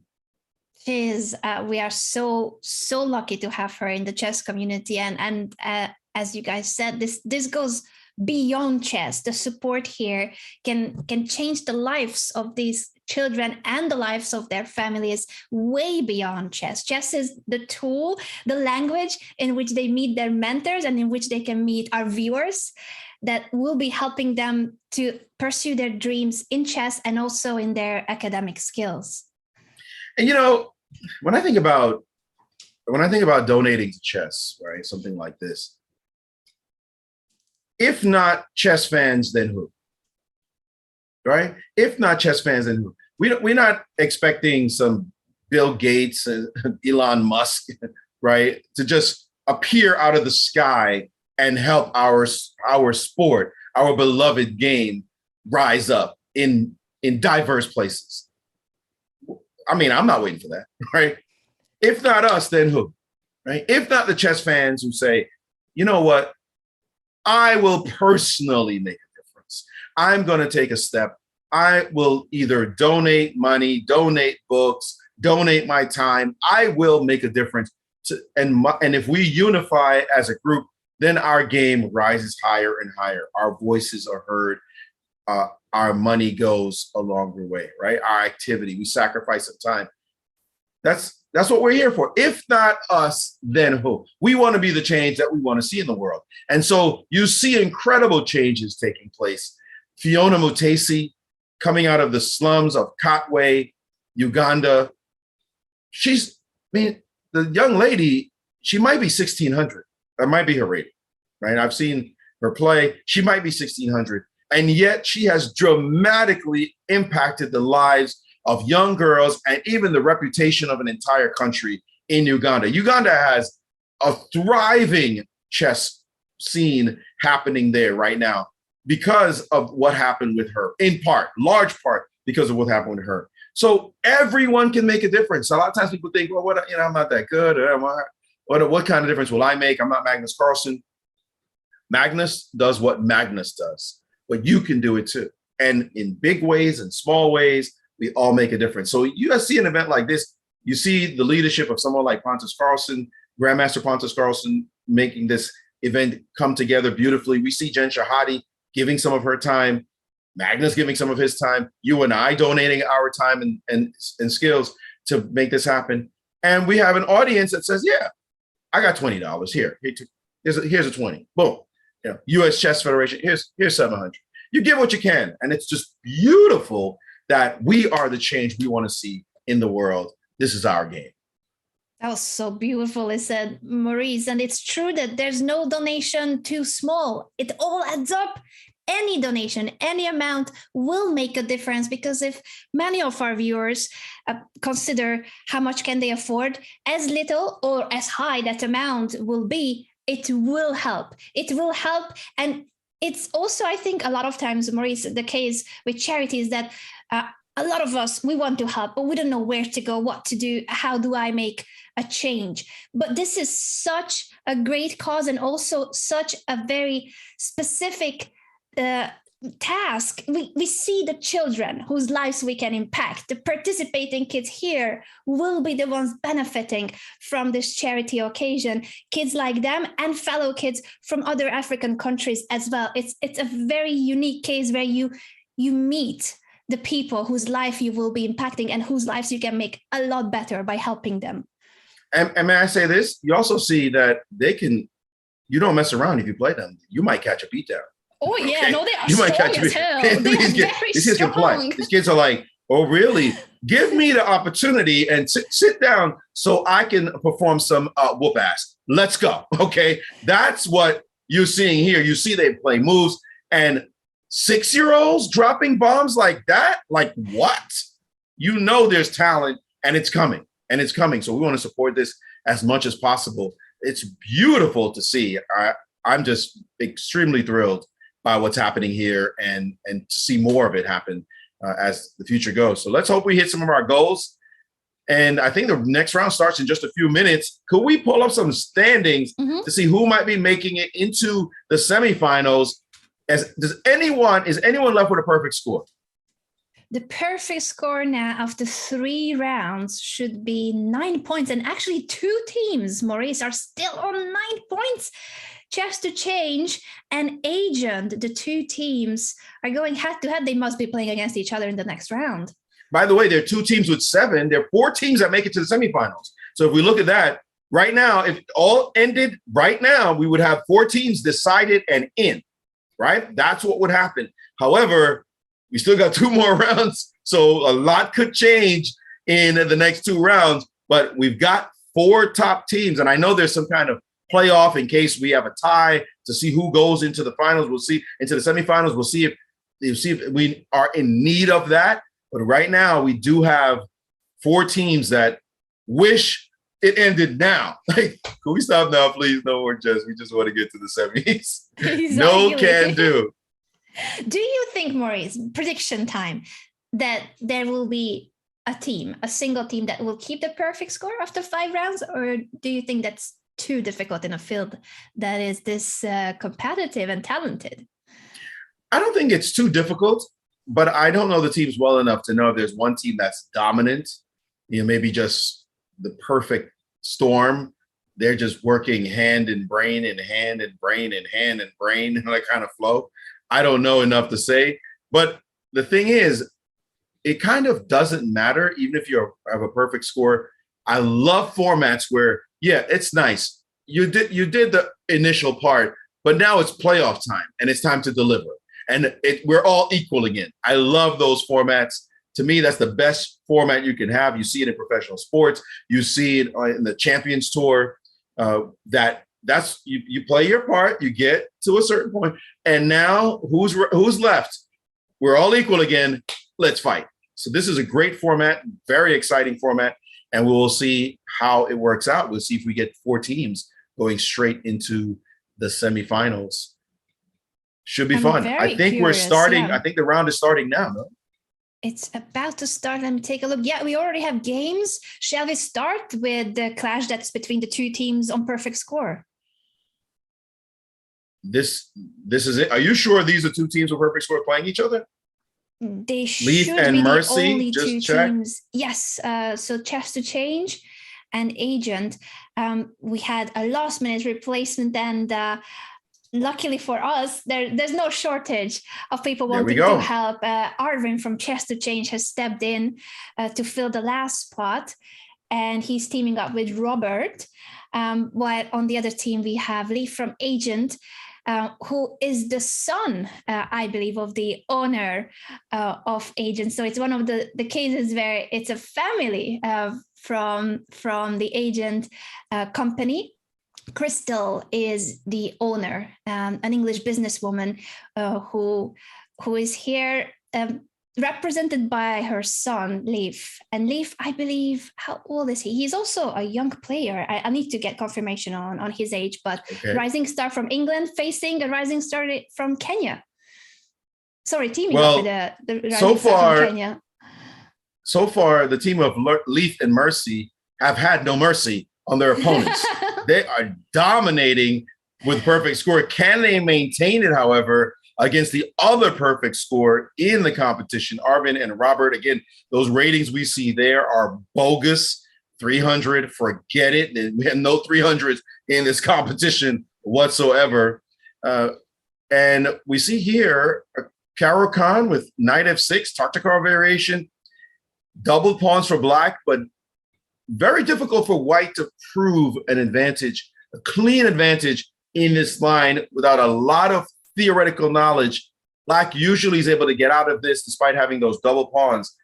This is certainly just a position. And now black is castled easily, so the rook e8 threat will disrupt white's king, white's knight from going to f3, and then he'll have to play knight e2 right now. And then castle, either side is still playable. Queen d2 and castle's queen side could be a plan as well. Yeah, both castle is possible. And I wonder if Mercy will suggest a queen move so that Leaf can decide which side they castle to. Mercy, by the way, is the current African school champion under 17. He's from Kenya. And Robert on the other team is also a champion, the under 16 current Kenyan champion. Power, strength, force. We're seeing 2 great players handling business with either color, and it's up to the business representatives to keep up with these champions. Bishop takes on G. I don't like that move. Like that exchange seemed quite odd to me. And yeah, I get it. This doesn't seem like there's much of an attack on that line, but I like queen d2, castle's queen side, and yum, here I come. I might sack on h6. Queen. Rook takes h6 certainly will be a thought in the near future after castles has occurred. So I don't really like what black has decided to do there by taking on g3. Yes, this is a strange decision. And I wonder, when Robert said bishop, did he just mean to develop the other bishop perhaps? And maybe he didn't mean to trade. Good point. Good point. I'm sure Robert probably, his eyes went wide open when he said, why would you trade on g3? That is true. Robert can only suggest the piece while the business rep will make the move. And that, I think you're absolutely right there. Robert probably did not expect a trade to happen on that square. After all, he is, you said African under 16 champ or the under 17 champ? Robert is the current under 16 Kenyan champion, and Mercy is the under 17 school champion in Kenya. Yeah, so I don't think they wanted to trade on G3. That's pretty clear.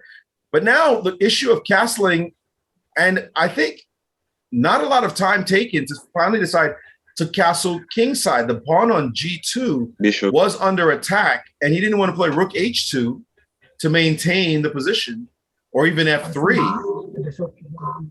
I think that's a severe decision to actually just simply castle on this side. I think that has made it much easier Yeah, for white. I think Queen D5 was a smart move for that. Absolutely. From Arvin and Robert to make it more difficult for white to castle queenside. But I agree with you that now that the king of white is on the king side, there's no longer a way to get much of an attack there. So it's a lot more solid. By the way, in the chat, it was pointed out, the information I was also given about Robert, that at 17 years, he is the youngest ever player to make it into the Kenya national team. He's going to be playing at the Chess Olympiad in India later this summer. Impressive. Absolutely impressive. Talent. Incredible talent. And that should be a great, great event for him.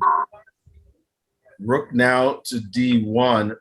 And the only difficulty for black I see in this position is the knight on B8, getting it to a really decent square to challenge. You don't really want to go to A6 and start partying and often money directions, but what else can you do? And now we see knight A6 on the board. You might be going to C7 and then to E6 and put a little bit of pressure on the pawn on D4.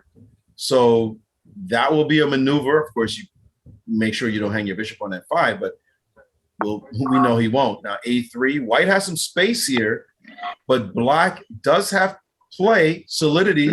It's not that hard to break through. And now we see the rook coming to D8.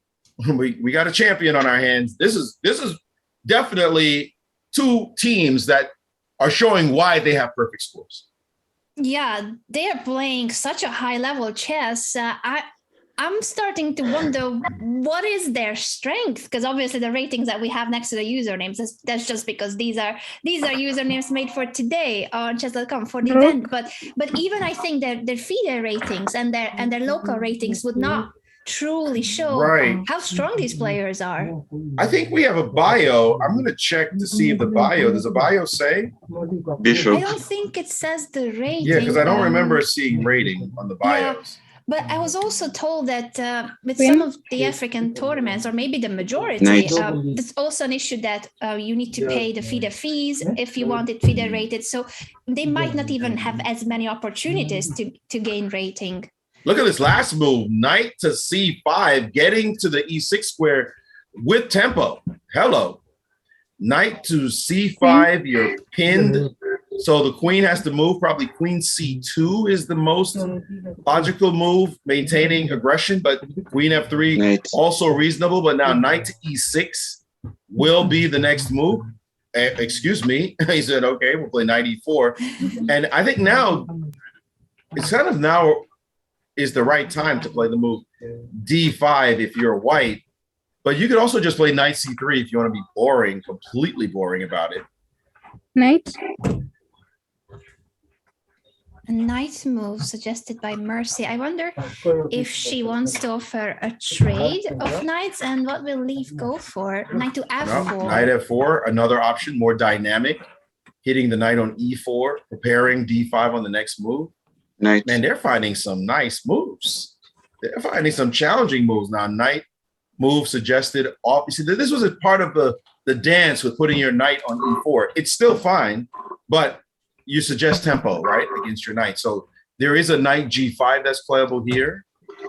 In fact, I think you can put your knight anywhere. Even knight D6 should be just fine in this position.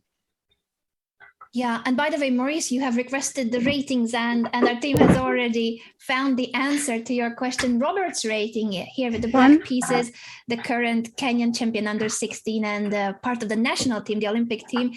His rating is 1823. That's his FIDE rating. And Mercy's rating, she is a 1300 according to FIDE. But I'm telling you, they are playing much better than the ratings because they haven't had many opportunities to play in FIDE rated events. You find that a lot. You find not only you don't play in the FIDE rated events, unless you said that these events, the ones that they're playing in back home, they might be rated much higher, like in their home country. So that's, you don't trust these ratings. I never trust. First of all, I never trust ratings with kids anyway. You don't know who's sitting in front of you. Full stop. Right? Kids rating. Just start. Your kid, yeah, right. What's your rating, kid? Get out of here. That's bogus. But on top of it, if you're not playing your FIDE rated events often, you don't get to show where you might be. This move C5, interesting. Instead of capturing on D5 immediately, potentially anchoring the C pawn to a knight that will land on D4.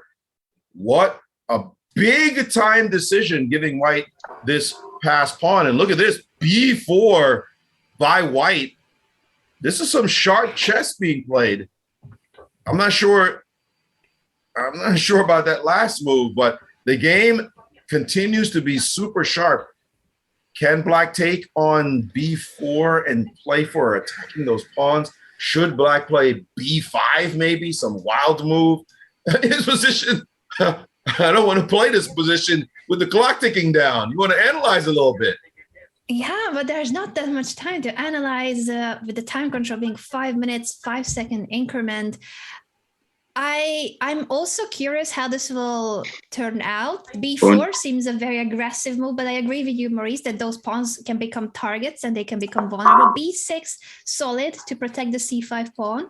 I'm not a fan. I'm not a fan because that pawn becomes weak itself. You can play pawn takes pawn, and maybe that's a problem. But maybe my B5 was flawed because of B takes on C5 and then maybe for C6. So maybe this is the point. You have to play solidly in this position, but I'm just not a fan of black's position. But it looks, the engine is saying, Maurice, shut up. They're still equal. They are also suggesting to us that I should call out the CPT's gifted subs, 10 gifted subs on my channel, and all of that is going to the Chess to Change charity. So whether it's donations, cheers, gifted subs, or subscriptions, every single thing will convert into benefiting today's participant, all of these talented African kids that you can meet during the show of today. So thank you so much for your support.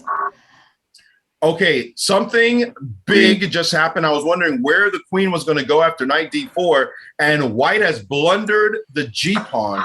Queen takes g4, just dropped off the board, and now black is completely winning. You had to stay in touch with that pawn. But I can understand queen g3, queen h3, not fans of either move because the queen seems to go on a super passive square. g4 had its flaws, but now queen c3 has allowed queen takes on g4, and that's a clean pawn.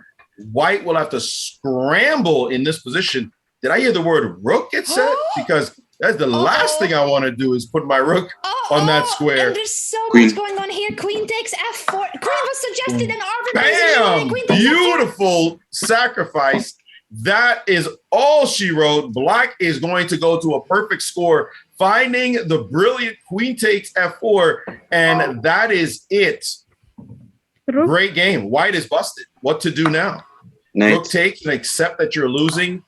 I mean, when you said who might have a perfect score, I think it might be Robert. Robert's team at the end of all this, because they are just simply on a roll and finding beautiful tactical shots as well. What a beautiful tactical pattern with the family fork, knight e2. And now I think with 1.5 minutes on the clock versus 13 seconds, even the time is in favor of Team Arvin and Robert to convert this. And it's just, it's pretty actually relentless. Now another fork. Knights are so brutal. There we go, another fork. It's like every move. Okay, you do have rook c3, but something like knight b6 would simply pick off the pawn on d5, and you can have the c pawn. I have the d pawn, up 2 pawns after that. So this is completely hopeless. And you see Robert is instantaneous. He's just ruthless. Every move, he sees exactly what to do next. I mean, he's not taking any time. He's just, he wants to force that rook trade. Bam, bam, and he's every move. Now he finally paused for a second to see what is the most efficient way. Seeing no aggressive move, he said, "Hey, I don't really understand why not king f8, king to e7. That seemed to make a bit more sense." But now I heard rook get set. which King. not particularly ideal check necessarily. Sorry. King.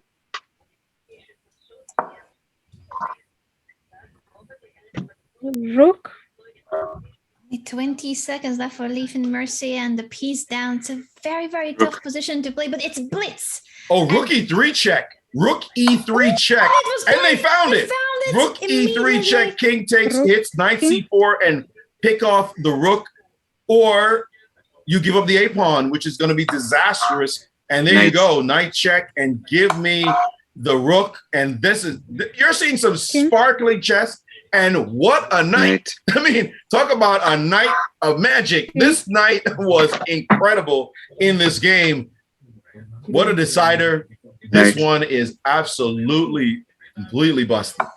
So many knight forks with the sacrifices beautifully executed and spotted by Arvid and Robert. They're working extremely well as a team. And I think after this game, it seems like we do have a favorite. But, clear favorite. But the top four will qualify, and then it's a semifinals and final system that is a knockout format. One game knockout, though, Maurice, so anything can happen in a one game match. That is true. That is true. But they look to me like big dog in the room.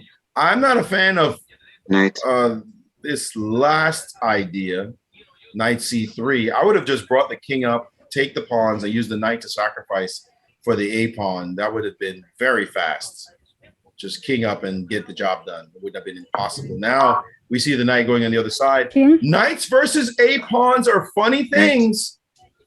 Very funny things. You have to be careful.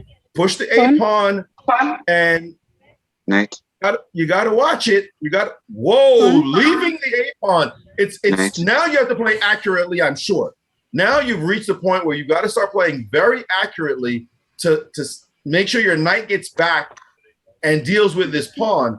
And the thing is, your pawn is a tempo behind. Your pawn on h6 or f6 now 2 tempi behind, and it's getting even more specific, this position. Matter of fact, what do you do?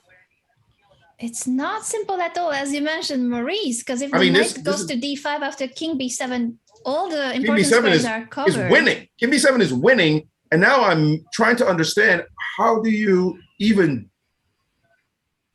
do? It's gotta be the knight c4 with the idea of being able to check and then come. Quick flip. It's changed. I mean, this is not suddenly and there knight. This itself is a draw for as far as black concerned. Black can save this ending with knight d6 and any king move. The knight has the circuit. Black has blown the game. I told you, moving that knight away is not what you want to do. And black has blown the game. Knight c. Now you just attack the knight, king b7, and there's only a repetition. It's only a repetition. We thought they were going to kill this game, and somehow black got greedy, went after pawns, and ignored the a pawn, and now it's just a draw.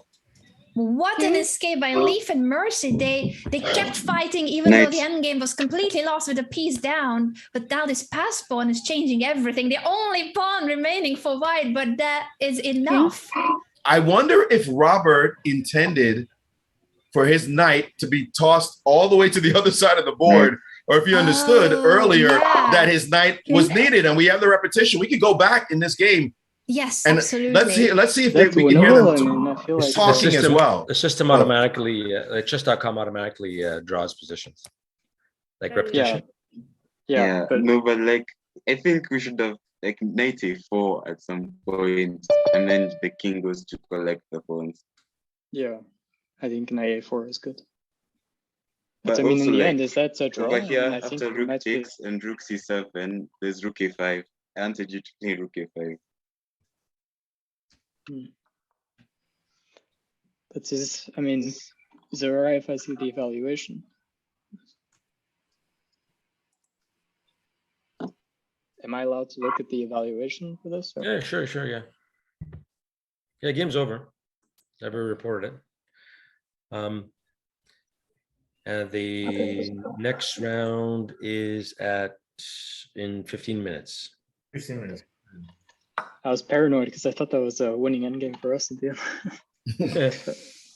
Yeah. This one we can maybe. I thought it was. This is still winning. We cannot go. Wait, how is this still winning though? F5. Oh, F5. Yeah, we Which just win at the same time. Extra piece and 3 pawns. Yeah, but okay, yeah. if we just do leave our king there, I think we should be drawn, no? Because we just It's just like can't stop our pawn if you don't. Oh, it's if you winning. don't repeat. 94. Okay, yeah. King B8 is winning. King B8, yeah, King B8 is the move. Wait, which? You mean which at the position? end, Maurice? Or... After knight C4. Oh. Yes, King B8 here would have been winning. So that there's no check with the knight, King B8, and then the pawn is running. Okay, see you at the next round. See you guys. Bye, guys. What again? This has been Maurice White almost won in the end. Yes, the knights and the A pawns, you do not have those compete against each other. And by the way, it was such an easy win. If you back up, right, the dances that were being done when the knight was first attacked on D6, right here. Now, there's really no reason to give up your knight. But if you make a quick count in this position, and then the way you just the first thing you should do is play, is you count how many moves does it take for me to take their pawns and queen while you take pawns and queen. So if I play king F5, king F4, king G3, king takes G2, that's 4 moves, right? And then it takes 5 moves. If you can show those arrows in. Yeah, sorry. So from this moment, you want to show this moment in the game. This no, was that was the move that was played. But you don't want to go for that. The first thing is a quick count. Yeah, you don't have to give up your knight, but just count how many 1, moves 2, it takes. 1, 2, keep going, 3, 4, and then it's going to take 5 more moves. So that's 9 moves to produce a queen, and I probably queen the F pawn. Black, on the other hand, white has to play king takes knight. So that's 1, 2, 3, 4. Move the king out of the way, 5. And 5 more moves. So that takes 10 moves to queen your pawn, while it takes black, whose turn it is to move, only 9 moves, which means white's pawn will be sitting on A7 with black having a queen and the move. So the first instantaneous thing to do would have been, let me just do a separate count because we have one of those positions. It could be a king and pawn. And just do a quick 1, 2, 3, 4, 9, bam, done. I give you my pawn. I give you my knight. Sorry, I just sacked the knight and the game is over. So that was just a clean win without much mental effort. And they had time on the clock to do it with the black pieces. They didn't do that. They just kind of said, let me keep my knight. One of the things about having material advantage is knowing that giving it up is a good thing because you're up. Often a good thing because you're up and you can get something else in return. So here they could have easily won by playing king F5. Knight E4, of course, is still winning. As long as, if we may play this move, as long as when knight E4, you think, okay, my knight is needed to stop the A pawn. So what if I just play king F5, king F4, take the button, and then bring my knight back? You know, even here, what if I just ignore, just don't use my knight anymore? So I think Robert made a mistake using his knight at this moment. By the way, king takes A7 is not even a threat because of knight B5 check. That's a very good point, Maurice. Right? So you're not even threatening. You're not threatening to play A4. So I can play king F5. Pawn, and you can't push the pawn either. So the knight is perfectly placed on C3, actually. Yes. So even here, a little bit of quickness on their part with a lot of time on the clock. They had plenty of time to just stop, pause, and say, okay, what do I need to do? And so they didn't separate the boards in their mind. They just kind of said, I'll just use my knight to gobble up these pawns. When the king could have just done the job perfectly fine, and your king can't reach the A pawn and your knight is needed. They almost lost the game moving the knight away. Yeah, it was a pity from Robert and Arvin's perspective that they used the knight when the king could have done the same job going for the pawn. And now, as we analyzed earlier, the knight is too far. You almost can't even make a draw anymore from Black's perspective. You can barely catch the I pawn. think it's lost. I don't know. Knight F5, knight here, king there. Knight and back. apparently knight C4 is not the best square. It's already so tricky though. But what? Do you need to go this way to have both D6 and E7? No, because king Oh, you're right. Knight f5, and if no, but that's a draw. No, knight f5 is a draw. So it's only a draw. So what's the last resource of black to win this? Honestly, I don't. This is a study like endgame already. I think, and it's an endgame I should know because I've studied knight and pawn endings pretty extensively. And this one, I'm trying to figure out where the knight d5 loses. 7, knight d5 loses, knight c4 loses. I mean, what are your other knight moves? Knight c2 would be the only other suggestion, but then king to b6 takes care of that one. I don't see it. This is an amazing position. very strange. I wonder what the valuation. Oh, goodness me. All right, the computer is always ruthless. The computer doesn't want to move the knight. They just want to push the pawn. But then how do you stop the a pawn? Or maybe it's just that the engine wants to wait for the king to decide where it goes, and then you move it accordingly. No, it's even more brilliant. It's even more brilliant. The problem is you queen, but you cannot stop the f pawn. Okay, that was impossible to find in a blitz game. That's a great point. That's a fantastic point to just let you had no way of stop. I knew there was no way of stopping that pawn. I'm like, what's going on over there? But beautifully spotted. Absolutely. You queen, you can't, the knight is on the perfect square. Your checks are irrelevant. The king will hide eventually, and that's going to be the end. Amazing. Wow. The knight's even guarding the f5 square, by the way. So queen e6 check, you can just go back into h7. So when f5 happens, queen e6 check, you go back into h7, and that's everything is covered. Look at that knight. I love knights. They're my favorite pieces, and I saw the knight helpless against the a pawn, but to think how powerful it was, specifically on the e3 square, to deal with an entire queen, that's some gorgeous stuff right there. That would have been chess study. Beautiful. It could have been a chess study on its own. And that night, remember, Maurice, this is the game where we have seen multiple knight forks in the first place. What a story. Yes, an extraordinary night. This is the first moment. This is the first moment. Wow. Beautiful. Absolutely beautiful what this knight was able to accomplish in the game. By the way, it was unnecessary because you should have just not used it. You should have used it in the most boring fashion. But in this game, I mean, think about chess pieces, what they're capable of doing, and only the knight can pull these kind of amazing pirouettes, dances off. I mean, only the knight. The queen is kind of comparable because of its ability to zigzag and fork in multiple ways. But this kind of unique stop and go, herky-jerky motion, the knight is just an amazing, amazing piece. And you got to know how to use it. What a game this was. And it ended in a draw, huge fight, meaning that we still have two teams going head-to-head for that first place. Let's just show the standings. We have one more round to go before we will know which 4 teams qualify to the semifinals. So just to change an agent, this is the game we have been observing. They drew, that's 2 points for each team. And we also have Thunderful Group on 10 points, while for the 4th place, there's a tie at the moment. This is going to be a very exciting final round, Maurice. We're going to take a very short break before the games begin. But when we are back, this is the final round of the Swiss format, and only 4 teams can make it to the semis. So let's see what will be the final standings like.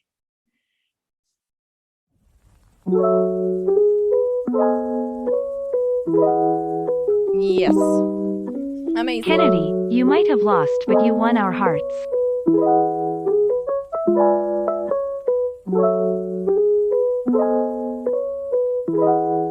I thought the national team would be better than this. Julie, how many times do I have to tell you chess is about long-term strategy, not quick gains, just like life.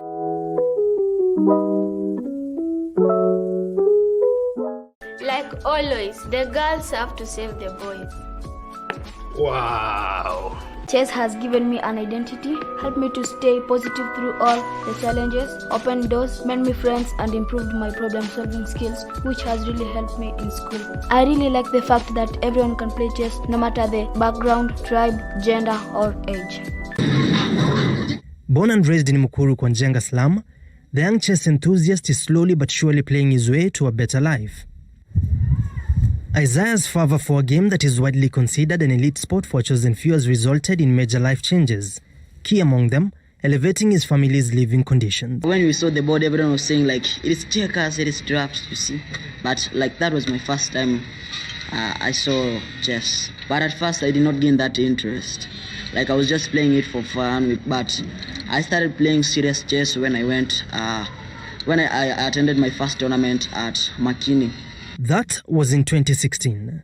The same year Isaiah's fortunes began to change for the better. The fourth-born child in a family of 4 boys and 2 girls had already captured the attention of the then Chess Kenya Federation chairperson Githinji Hinga for his outstanding charm and passion for the game. Hinga, who is one of the top Kenyan chess players, introduced Isaiah to Pontus Carlsen, a chess grandmaster who had visited the country. When I saw Isaiah, when I met him, I saw this combo of the skills.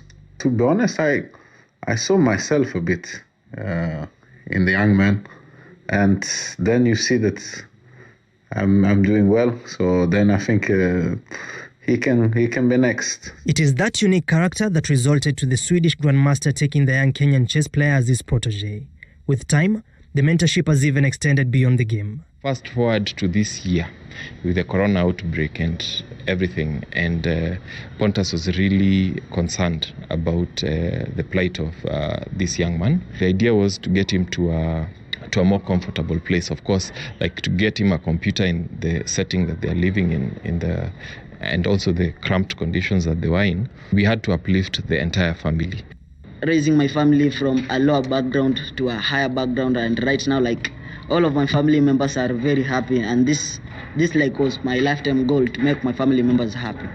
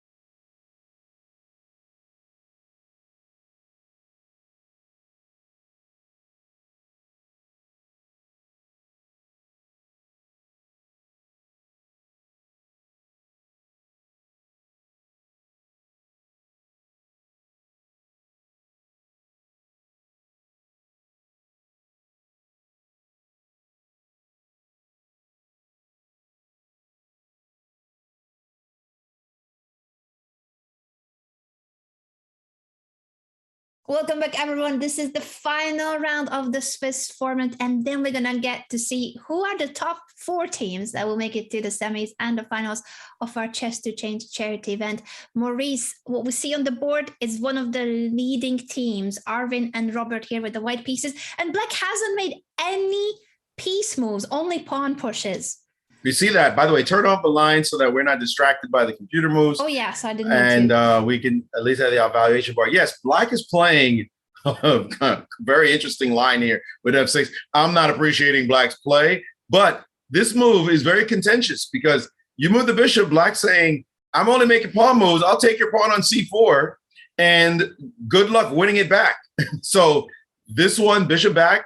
Oh, no, Black didn't do it. I'm surprised that didn't happen. It looked like that was Black's intention, but I like white here for sure after the move F6. I'm surprised that that's the move. Black must have said pawn, right? Black must have said pawn, and there was nothing that is, Genevieve must have said pawn. There was nothing that JW could do. It had to block the bishop's attack on G5 right here. If you hear pawn, you say, well, man, my queen's hanging. I've got to push the pawn.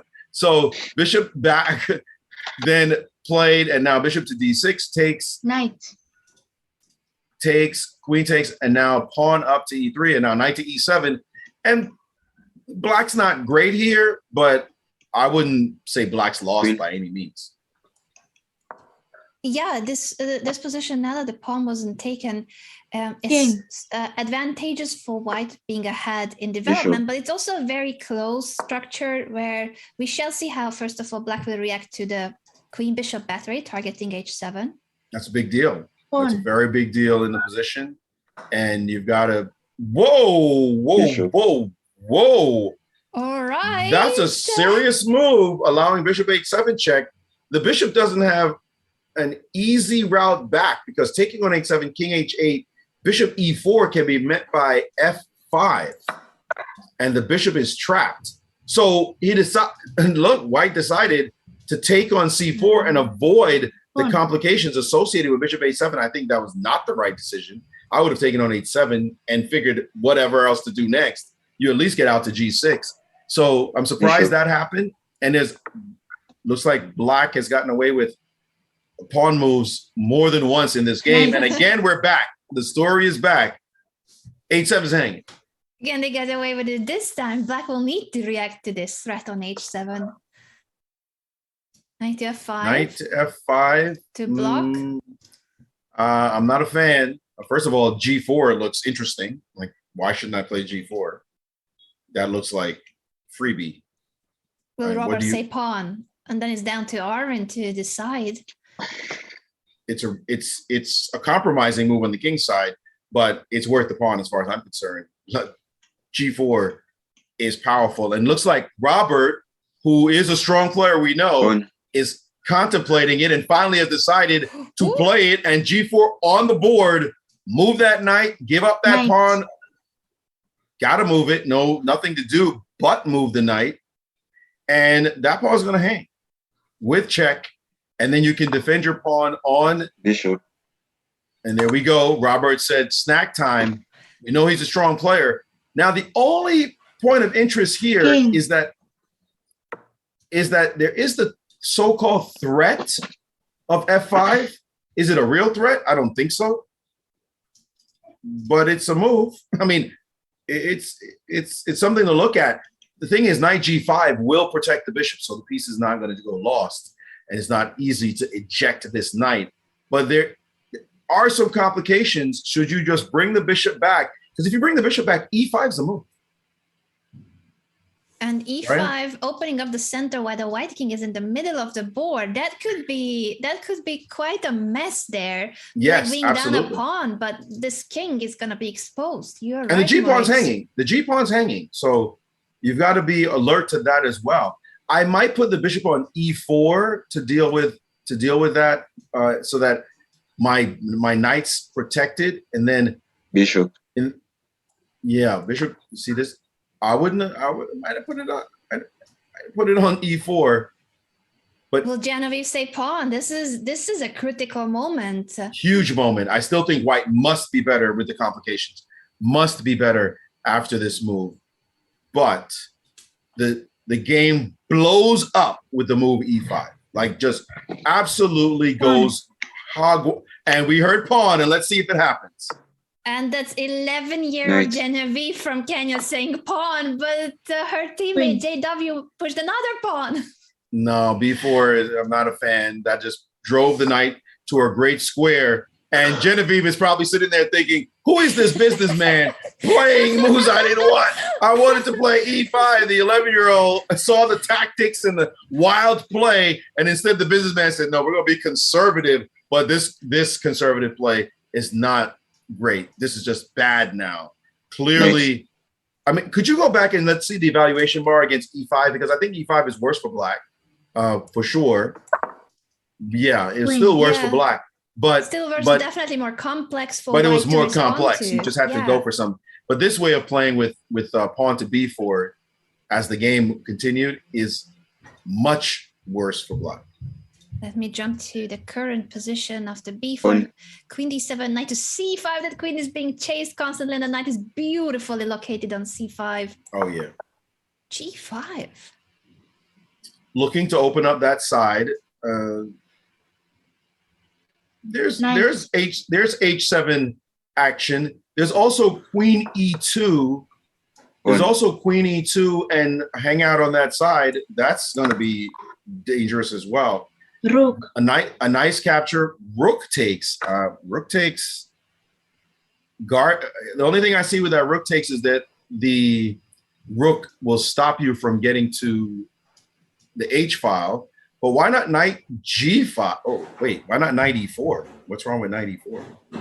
Yeah, that knight fork. Oh, and Robert has said knight. Knight e4 played. There is a queen d5 sighting to just try to keep the game a little bit crazy because you can take an f3. Queen. Yeah, queen d5 and after bishop c4 to try to get you off of that, and maybe queen f5 pinning the queen. The game just got sharp, right? Okay, the game just got crazy interesting. I think that bishop c4, queen f5, knight h4 should be winning for white. Yeah, bishop c4, queen f5, knight h4 should be winning. Although there is queen h7 to maintain the queen. Queen h7. Hold on, back up. How do we prove it here? Knight takes, queen takes f3 hits too many things. Knight e5, even knight g5 looks great, but I can't put my finger on the complete out. Knight was called for, and this was the choice of Arvin. A little bit boring, that last move. Not the most aggressive. And still knight takes f6 is not really a threat because the h1 rook will be hanging with a check. Yeah, this position is way better for white, like hugely so, because of the horrible pawn structure. Castles, not worrying about the a pawn dropping, which means you should take it. Like you just probably should just grab it. But white hasn't proven a victory yet. So black is still in the game. There's still some technique that white has to show, that although white is definitely way better, pawn structure is great, king is better, pieces are better, way better, there's still some things to prove in this position. And now a trade of knights will happen here, and I think bishop takes. Bishop. Queen. Knight d6 looks huge. Knight g5 is impossible because of queen takes. The knight d6 looks strong. Smile. He's decided instead to put a rook on the open line and attack this way.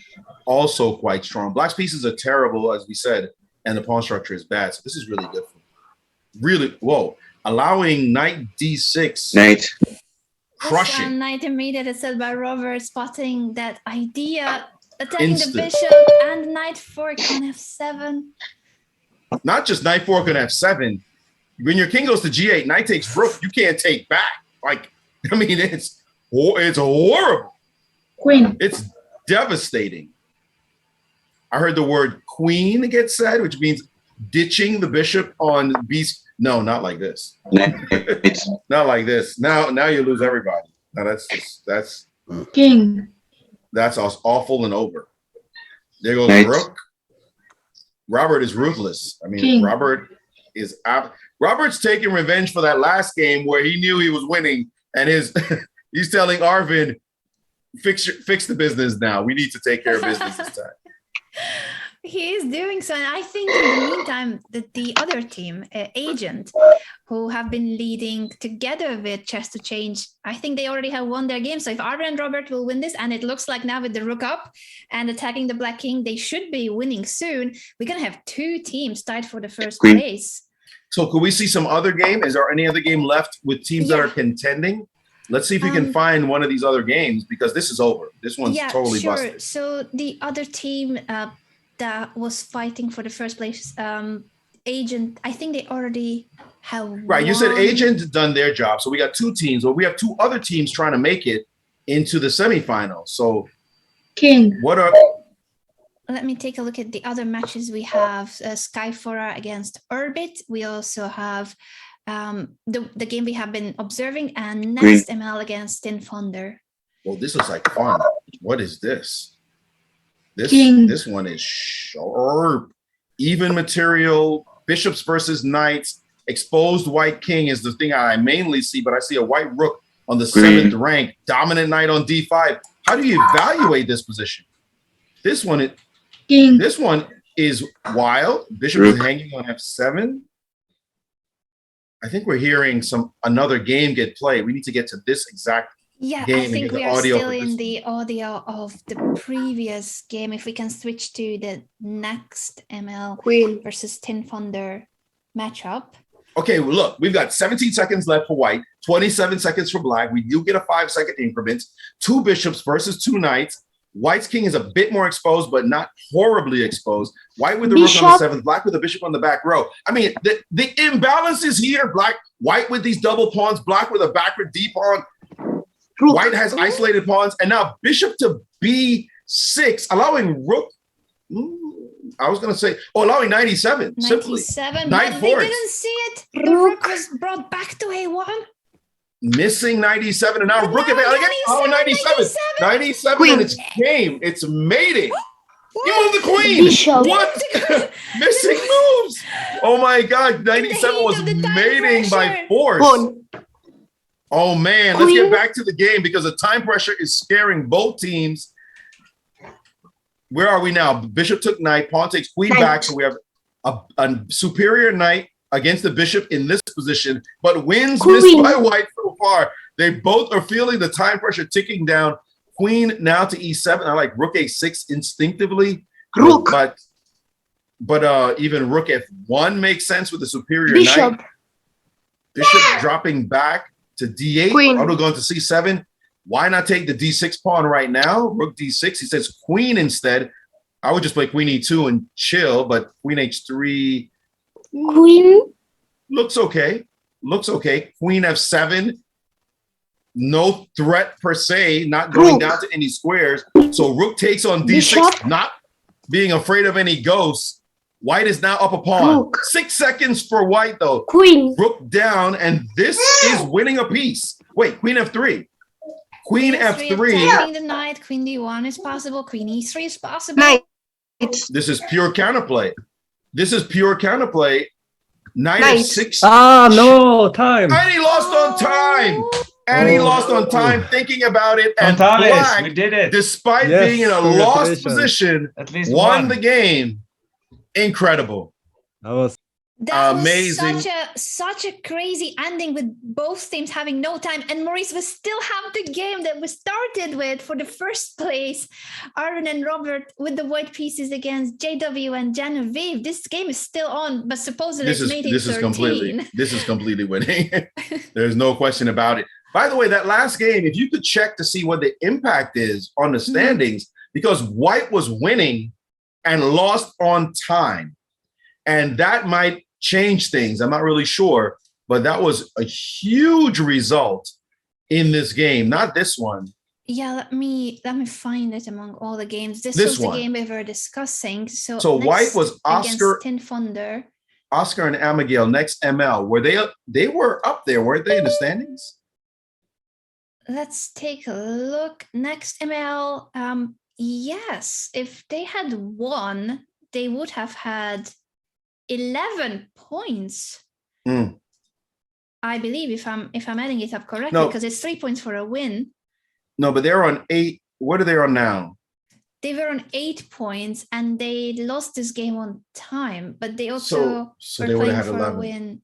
Yeah, and with 11 points, you might be in the top 4. Exactly. What a loss. So That's for their huge. opponents, though, Tin Thunder, that doesn't change it for them, but it did change the standings for massive upset. Massive upset. All right, let's get back to a game. But that one, white really missed all the chances and ended up losing on time. That was devastating. Here we see white's just cleaning clock. It's all the time on the clock. The time advantage. This is going to be made really soon. Is this the last game? This is the last game of the Swiss. So after this game, we will know who are the 4 teams that qualify to the semifinals. But out of the 12 teams, only the top 4 will continue the tournament. Yes. And here we should have mate in 3, probably. Yeah, 1, 2. I see mate in 2 after this. Yeah, we see 7. And then a mate on B6. Somebody to B6, depending on where the king goes. And no stalemate yet with these pawns being able to move. Also, bishop C6 is mate.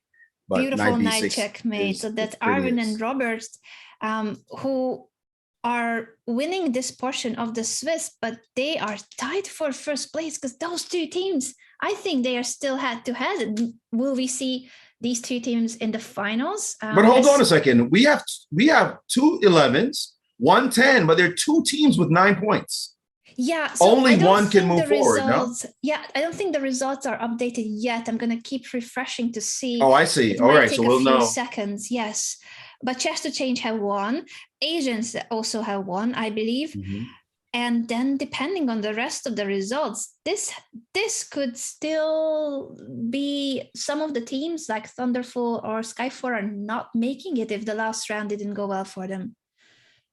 Amazing. All right, so we're counting down. How did Thunderful do in the last round? I believe they played against Agent, and if that result is correct, that Agent won. I'll need a confirmation on that because that's a game we missed, but I think Agent won that game if that's correct. And that would push Thunderful out of the semifinals. We don't see the games. We don't see the games just listed there. Let me try to find it. Oh, actually, yes, I do have it. So Agent confirmed they have won their game against Thunderful. Brianne and Yvonne, they have really made a great team too. Remember when we were watching Yvonne's game together with Jen, and they have just been knocked out of the semis because Agent was an even more unstoppable team. Brutal. And look at this. Black is winning on the board. Black is winning on the board, but lost the game on time. Oh, that is brutal. I didn't even manage to observe that because I'm still just shocked about who has how many points. But you're completely right, Maurice, that if it wasn't for the 10 seconds ticking down to 6 and then 0, Black because look, great. But Black just plays Bishop D4 check here. Yeah. Bishop D4 check. You can't go in the corner.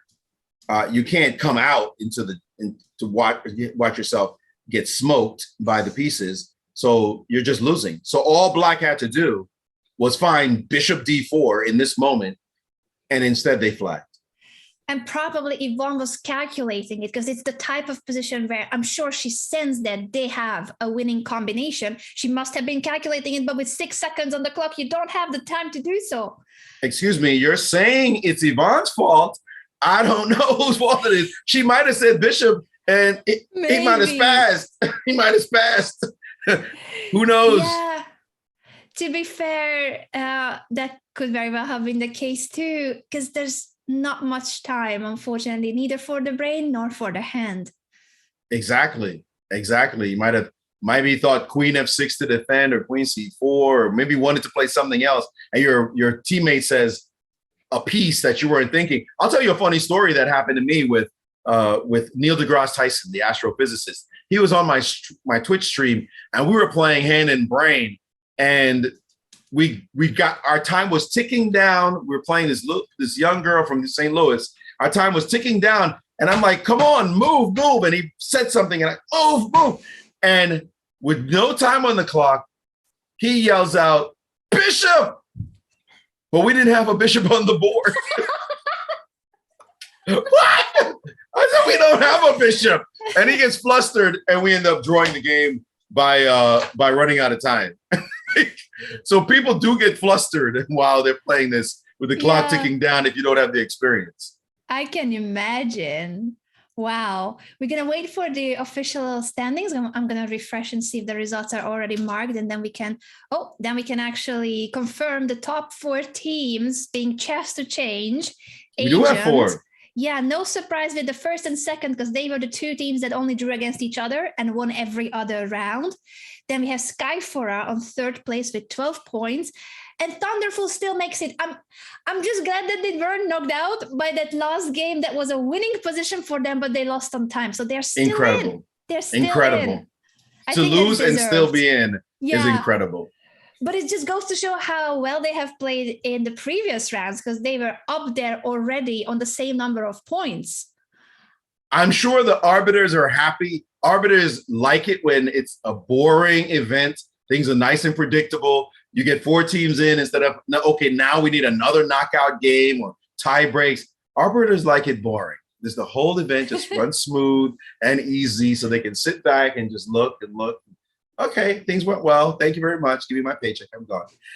I'm sure all these arbiters are volunteering. But still, arbiters prefer it boring. I know that for a fact from me running my own events. They hate it when you make it complicated and knockouts, tie breaks, and if this, that.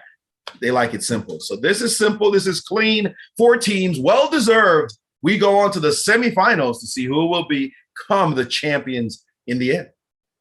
Yeah, I think those 4 teams are all very deserved to be there in the semifinals. But in my opinion, all the 12 teams are winners, whether they made it to the knockout stage or not. All of these amazingly talented kids have been teaming up with business executives that will be sponsoring them, that will be mentoring them. And that's huge for their chess career and academic career, as well, as we have mentioned. And you guys are looking at the bar. 1650, is that? We are $350 away from the 2K goal.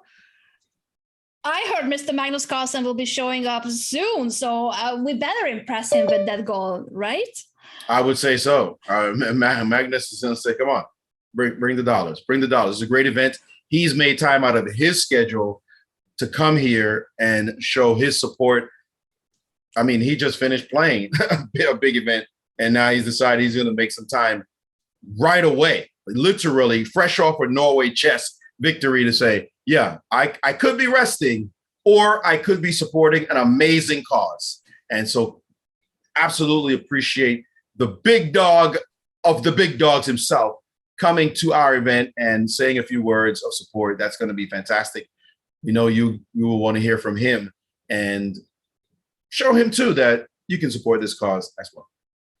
Indeed. So thanks so much to each and every one of you already for the donations. And we hope that you will continue contributing. As we have mentioned, any donation, any amount matters. There's no such thing as too small or too large of a donation. Like, don't hold back if you can, but whatever you can, it matters. It adds up, and it helps all these children that you have been witnessing in this event and fellow children in Africa.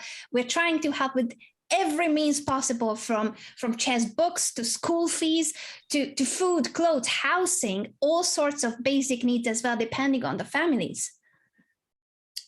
You know, I like that idea. Nothing is too large. I wonder who's going to have the record for the donation, biggest donation. Are you giving a this event. challenge to the viewers? Can they outdo the $700 donation of the U.S. Chess Federation? So right now, the U.S. Chess Federation is leading, right? Like they're leading the pack. All right. Well, we'll look forward to seeing who will take the lead over the U.S. Chess Federation. $700 is the biggest donation so far. Who can beat it? Who can beat that? And also, shall we ask the organizers' thoughts about who can beat the donation? Welcome, Pontus. Thank you for joining the show. We got for this excellent show. It was nice to follow it. You know, it's nowadays it's also not easy to watch Maurice. You know, he doesn't do any commentary anymore. So this was my only chance to trick him into this. First of all, I've just taken a year off. That's all. So let's not overstate it. And second of all, you didn't trick me because all I had to hear was the cause, and all I had to hear was that you were involved. And bam, bam, it was no problem. By the way, if you could bring your camera down a little bit so you're not just talking head or come up. Yeah, there you go. All right, we want to see your suave self. Look at that with the button down. You know, he's always dressed like that, sexy man. That's Pontus, let me tell you, always like that. But Pontus, I didn't. When I agreed to this interview, I didn't know I was going to get harassed. Of course you did. We're hanging out together. But all kidding aside, kudos for this amazing event, my friend. Kudos for all the work you did, putting it together, getting everybody on board. How do you feel now as an organizer? I've been there many times. The challenge of putting together so many disparate parts and bringing it together. How do you feel now seeing your baby officially underway? No, this is the best, you know, because now you can just watch it, you know, and enjoy. And also, I was going in a little bit now into the rooms and talking to the participants, and it's nice to see that how they're interacting, and you know, some of the business guys are also talking business. You know, it's this kind of synergy effects are really good with it, you know. And we have been doing it for some years now, and it's working really well, you know, because the business guys are becoming friends, and also you create like bonds to the kids. So there's I mean, we have a bunch of kids now that have gotten both scholarships and sponsorships by the mentor that they played with, because then they clicked and, you know, they helped them. So it's really nice, actually. Any big stories? Sorry, Anna, go ahead. You off, Maurice. No. You first. The big stories. I want to hear the big stories too. Then any big story that you can share with us? Something that just really warms your heart that you've seen and you said, wow, that's what this is all about. Well, there is so many. I mean, of course, you know, Isaiah that you saw on the video. That him and his family, of course, because without chess we would have never have found him, you know. And then I think honestly that his brother, when we did some medical check, we found out that he had cancer. So I think honestly that he wouldn't have been alive if it wasn't through chess, because then we found that out, and they were living in this horrible area. It's just you know, the houses are made by paper boxes, and it's just really poor and not healthy, of course, for anyone. And then since we found out, we could help him with urgent operation, and it went well. So now he's cancer free, and he's alive, and he's doing very well. And the funny thing with this family is also that we also give them laptops. We give them a lot of things, but also laptops. And his brother is actually an IT genius. So we just gave him a laptop, and we thought, okay, we can try coding with him. But you know, first he couldn't start a laptop because he didn't know how to do it. He has never seen it before. And then after 2 months, he was creating websites. You know, so he was coding websites. And then after 1 day later, he just came. Oh, guys, by the way, I started to code some games. And we were like, oh, okay, that's also, So they are really, really smart, many of the kids, but it's hard to get a chance. If you are in below the poverty line, many kids don't get a chance. Incredible story. Shows the wonderful potential those kids Yeah, have he's, in those he's areas. Abdul is brilliant, and but we also have the European kids, that are, Saad, for example, in Norway. He played with the CEO of Ferd, which is a huge investment company in Norway, and big player. And due to that, he clicked with the CEO there, Morten, and they played together. And then Saad, so they actually sponsor Saad now, and they took care of his school fees, so he can go to the sports gymnasium there.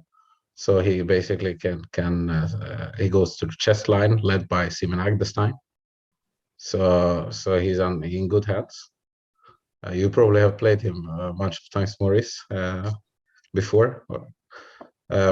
He's also a funny character because he used to be playing both soccer and chess at high level, and he was even in the Norwegian national team in the 90s.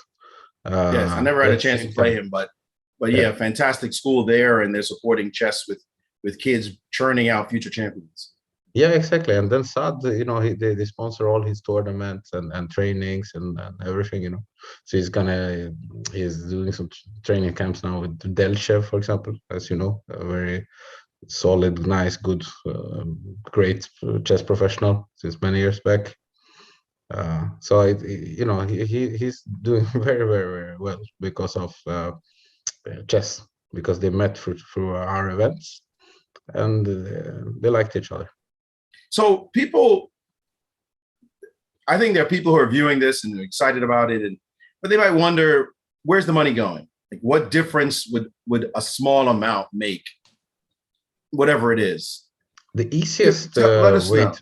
The easiest way to say, like, this with small amount, for example, what they need, because it's a bit hard to get chess books in Kenya and Uganda and Zambia and so on, and where the kids are, it's not very easy. So like, this classical, like $20-25 for a chess book, it can make a lot of difference. It might seem small, but it actually makes a lot of difference. So what we do with the kids is different things. We have this extreme makeover program, which is of course much more costly. There we spent like between $50,000 and $70,000 a year. We spend on the families, because then you have to like move the whole family. So it's because you can't just move one child; you have to move the whole family. So we of course put money in that, but with these kids, we put a lot of money in their chess.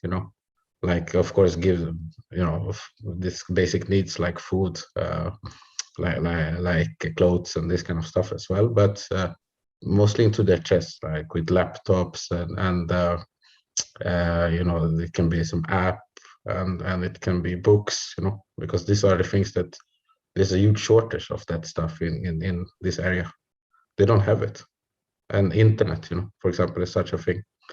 And nowadays, you don't need that much to be able to, get to a level where you can study by yourself as well.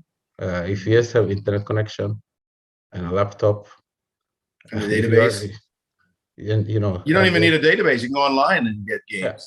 And then you can become quite good, I think, nowadays, if you just do a little bit, if you have some guidance as well. Extraordinary. Well, you are doing brilliant work, my friend, and you have been dedicated to this cause for years now. Very proud of you.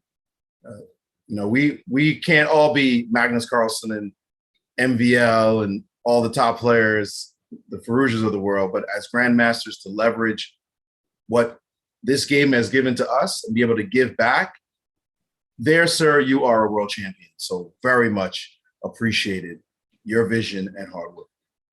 Yeah, no, thank you, Maurice, for kind words, because I think this is, for me, this has been the most important things, that because chess teaches you like a framework, and you can use that then later in the business world.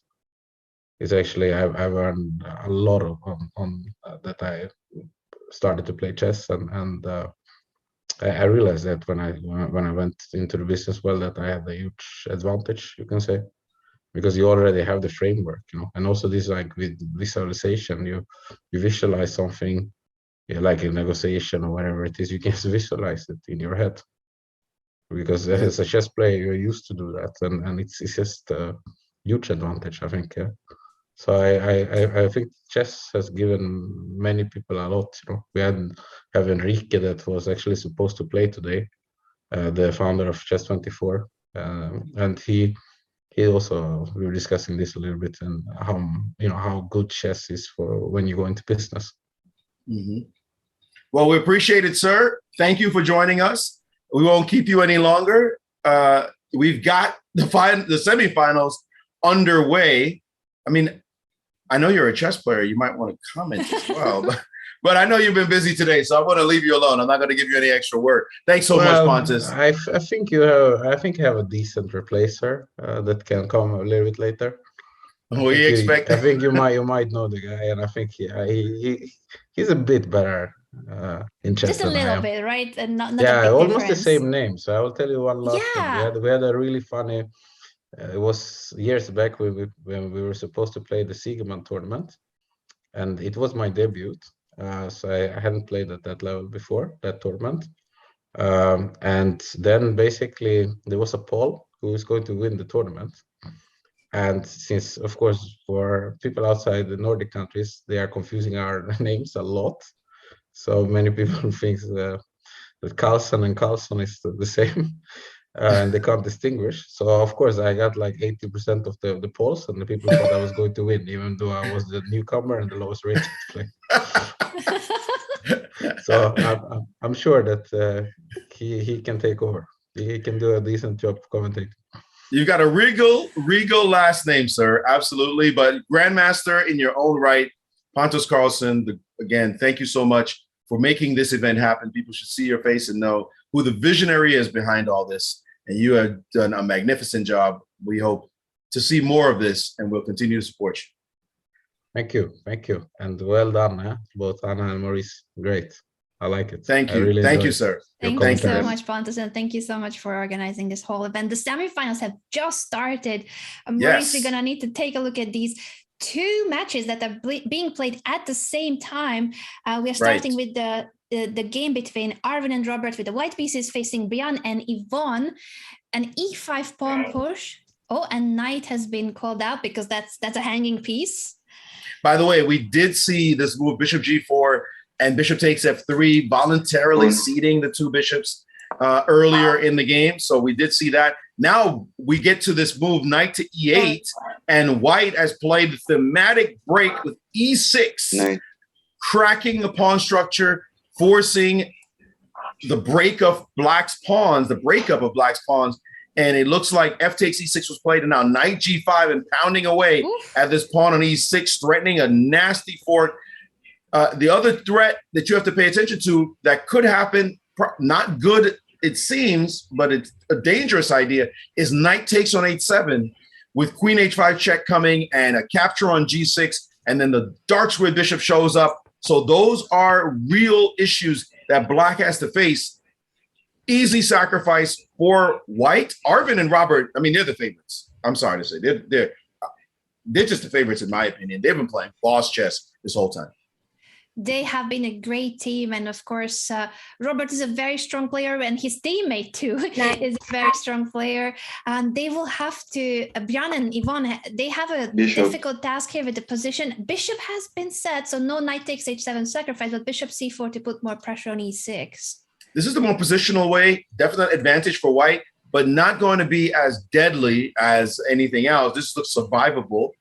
In this position, I'm not sure the sacrifice on h7 was sound there with the bishop on d3 under threat.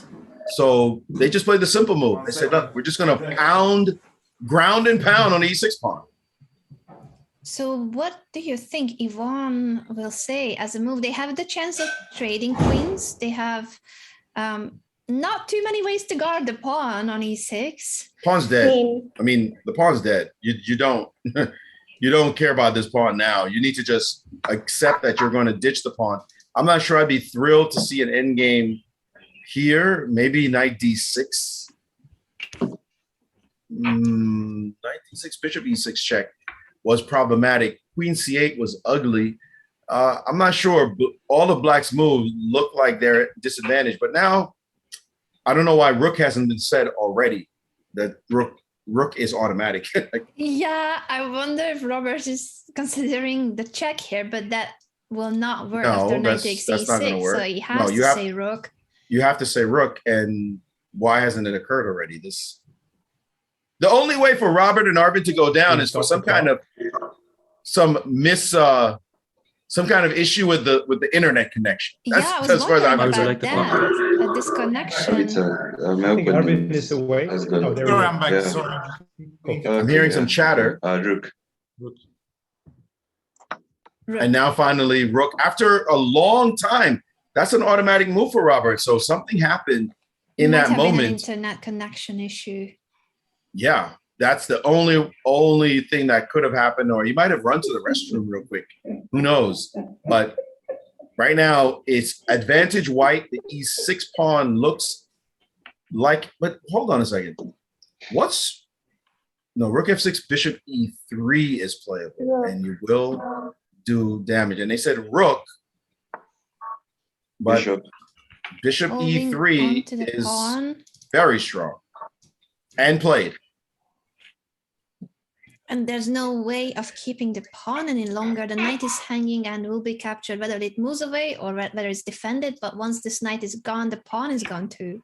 There is a knight d6 though that I didn't look at. Knight d6. Counter-attacking the bishop on c4. It's a very tricky line. No, but the knight gets to c4, then Black has great play. Knight d6, bishop c5, knight c4. I don't know. I think that this position with knight d6 and the engine evaluation bar is saying the game is very close. I think knight d6 and Black is back in the game. I don't think it's going to be easy. Find it though. Yvonne needs to say knight, and then First of all, she's going to say knight, and look, and Brianne played knight d6, and there we go. There we go. The fight is on. This is not going to be easy. By the way, as I understand it, this is the only game, right? No, we have two games at the same time. So if you want, no. I mean, this is their only game. Yes, right. Yeah, so their only game. Semi-final matches, and they are a one-game match each. There only will be a second game in case of a tiebreaker. If it's a draw, there will be a sudden death game. Okay, that means right now this game is it. And it seemed as though White had a real advantage. Suddenly that has evaporated into maybe a small advantage. I was about to say move the bishop back and maintain the pressure because that light square bishop looks strong. But I don't think that it's because White has some serious advantage now, given that Black has a lead in development, an extra pawn on top of it, and move the knight out the way. And after this trade, which looks like a trade of knights, White will have to prove the advantage with the light squared bishop. So looks like bishop f3 is what he's calling for.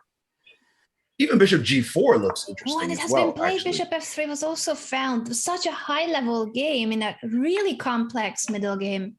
But bishop g4 was really interesting as well. I would have said bishop g4 would have been sharp. Knight takes g5, bishop takes, and then just move the rook back or up. And what do you have? No, back is probably best. Just drop back and guard. What do you have? The B pawn, by the way, is hanging on b2. So c3, a tempo loss. And I think that Black is back in the hunt. Yeah, and this knight is so helpful guarding the b7 pawn and also blocking the d5, so there's no entry squares. Suddenly, Brian and Yvonne are back with chances. That knight d6 move was so important. Yvonne said knight and Brian had it immediately played. They are very much in harmony, in synergy, they're thinking. And now this is anyone's game. I was thinking, though, with this position, what was White's next move? White was threatening rook e1, as far as I'm concerned. And I wanted to be able to play e5, but bishop d5 was a threat, right? Bishop d5 would have been a problem. So I might have played c6 instead of this move, rook f8. Because what do you do about rook e1 on the next move? You're forced to scramble. He did not say rook, however. He said bishop, just where to put the bishop, not clear. But now this move does pretty much nothing, although I would have played a6 instead. So White has reset everything. White has said, look, I thought I was going to be landing the blow early. Let me just reset. I've got the two bishops. Let me try to use them with power, stabilize everything, and gang up on the e-pawn and try to win a more traditional way. Meantime, White has 2:39 left on the clock. And look at that, 44 seconds left for Black. Bishop. Not much time, but a very active knight. It's annoying the bishops. I wonder if they're going to continue moving that knight to put pressure on the f3 bishop and potentially this f file. That's a big time move. Knight h4. Knight h4 and the pawn on, and instead e5 played, allowing bishop d5. Oh no. Oh no. A terrible mistake with e5. That was too automatic by. See, if you are the brain, if you're the hand, you have to know, even if they said e5, you can't play. If they said pawn, it can't be e5, right? Mm-hmm. So Yvonne said pawn, you got to play another pawn move. You drop the pawn, but life keeps on. But this move allowing bishop d5, and now only 12 seconds left on the clock with dropping an exchange. This is bad news. You have to say a piece, Yvonne. Pawn. She said pawn, and with only 2 seconds left, on the clock. I'm sure she's upset at what has happened. Like, hey, we're down an exchange. And that problem, got to say a piece. 3, 2.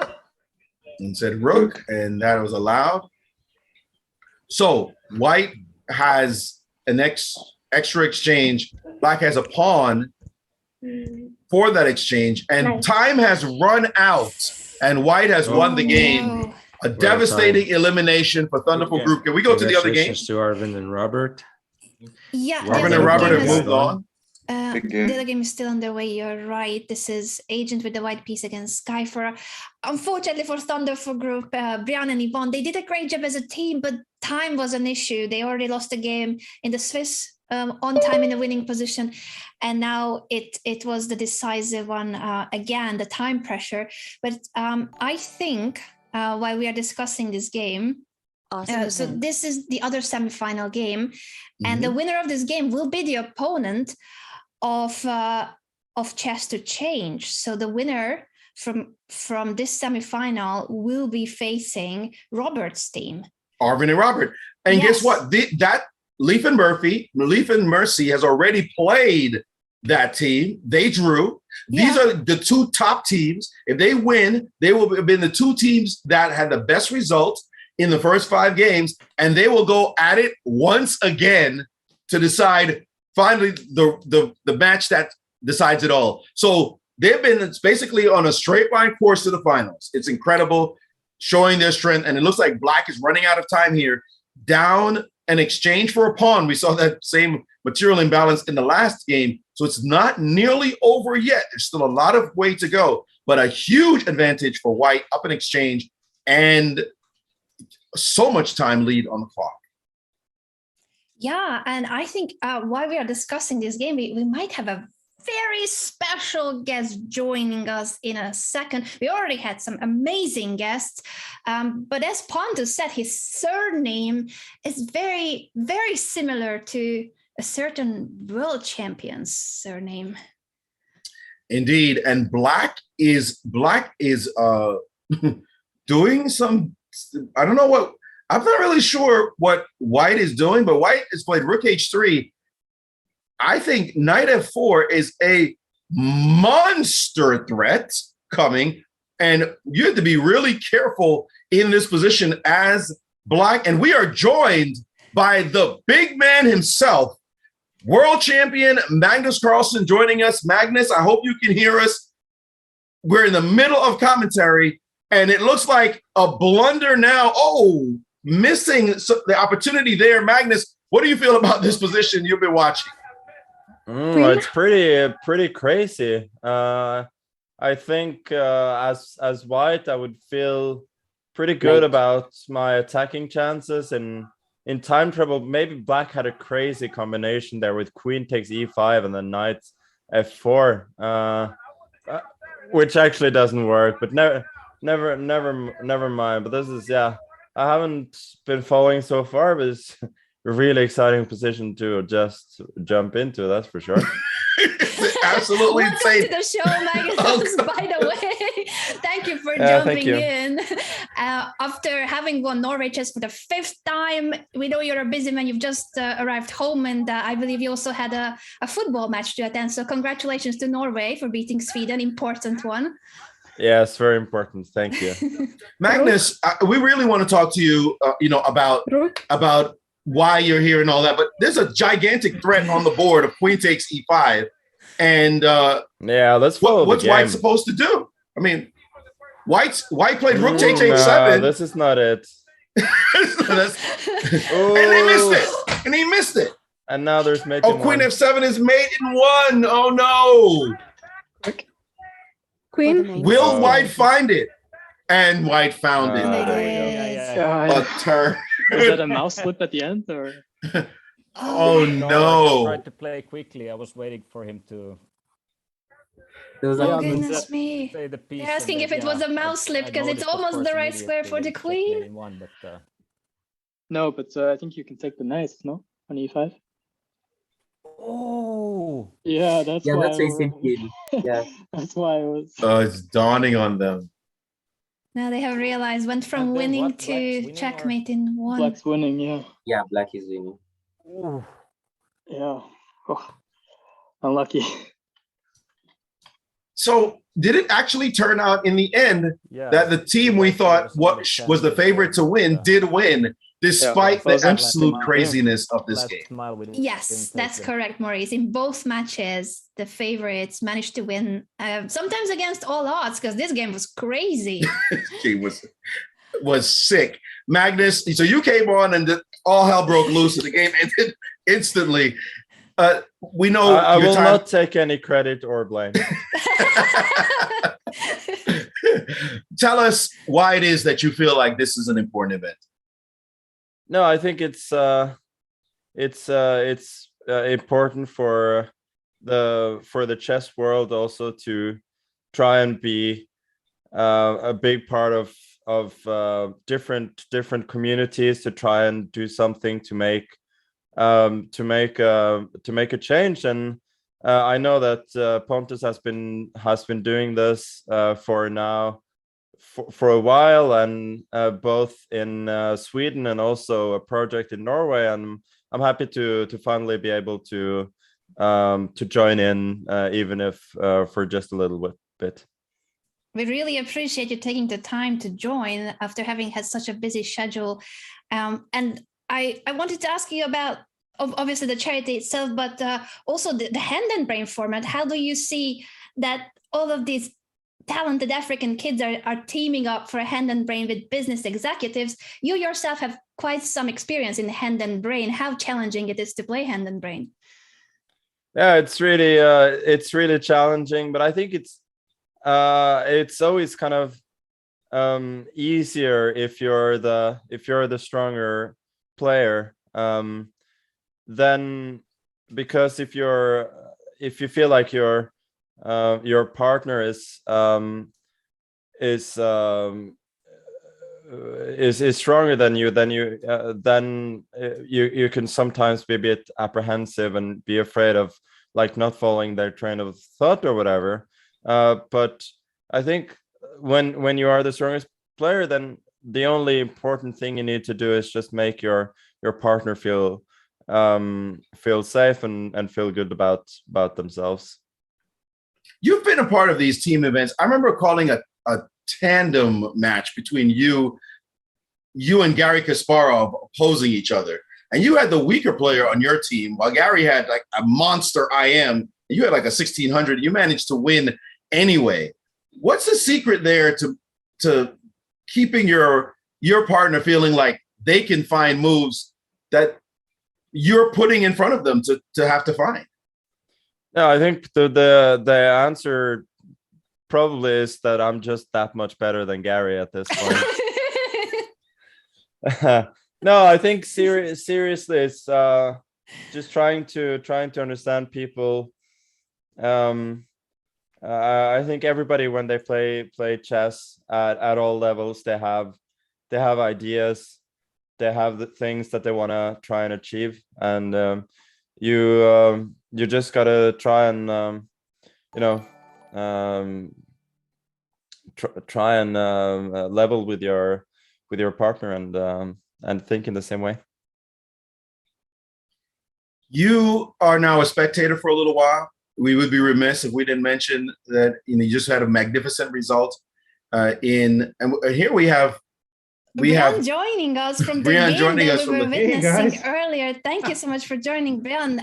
We have Magnus as well here with us to discuss perhaps a little bit. Magnus, you didn't see this game, but I think it's worth showing what happened in this very particular end game. Actually, we were looking at this position earlier. Magnus, looks like White is playing really well positionally, I have to say. Brian, Brian has left in the meantime. I thought he wanted to ask your opinion on his game because they had the black pieces here, so they were trying to hold this. Yeah, they played e5 and ended up in big trouble. Yeah. If I may finish the thought, Magnus, you say you're a spectator now. Oh, you're going to be watching the candidates closely. I know it starts in a few days. Oh, yeah, for sure. It's certainly one of the most interesting tournaments there is in the whole chess calendar. So I'll be following that eagerly.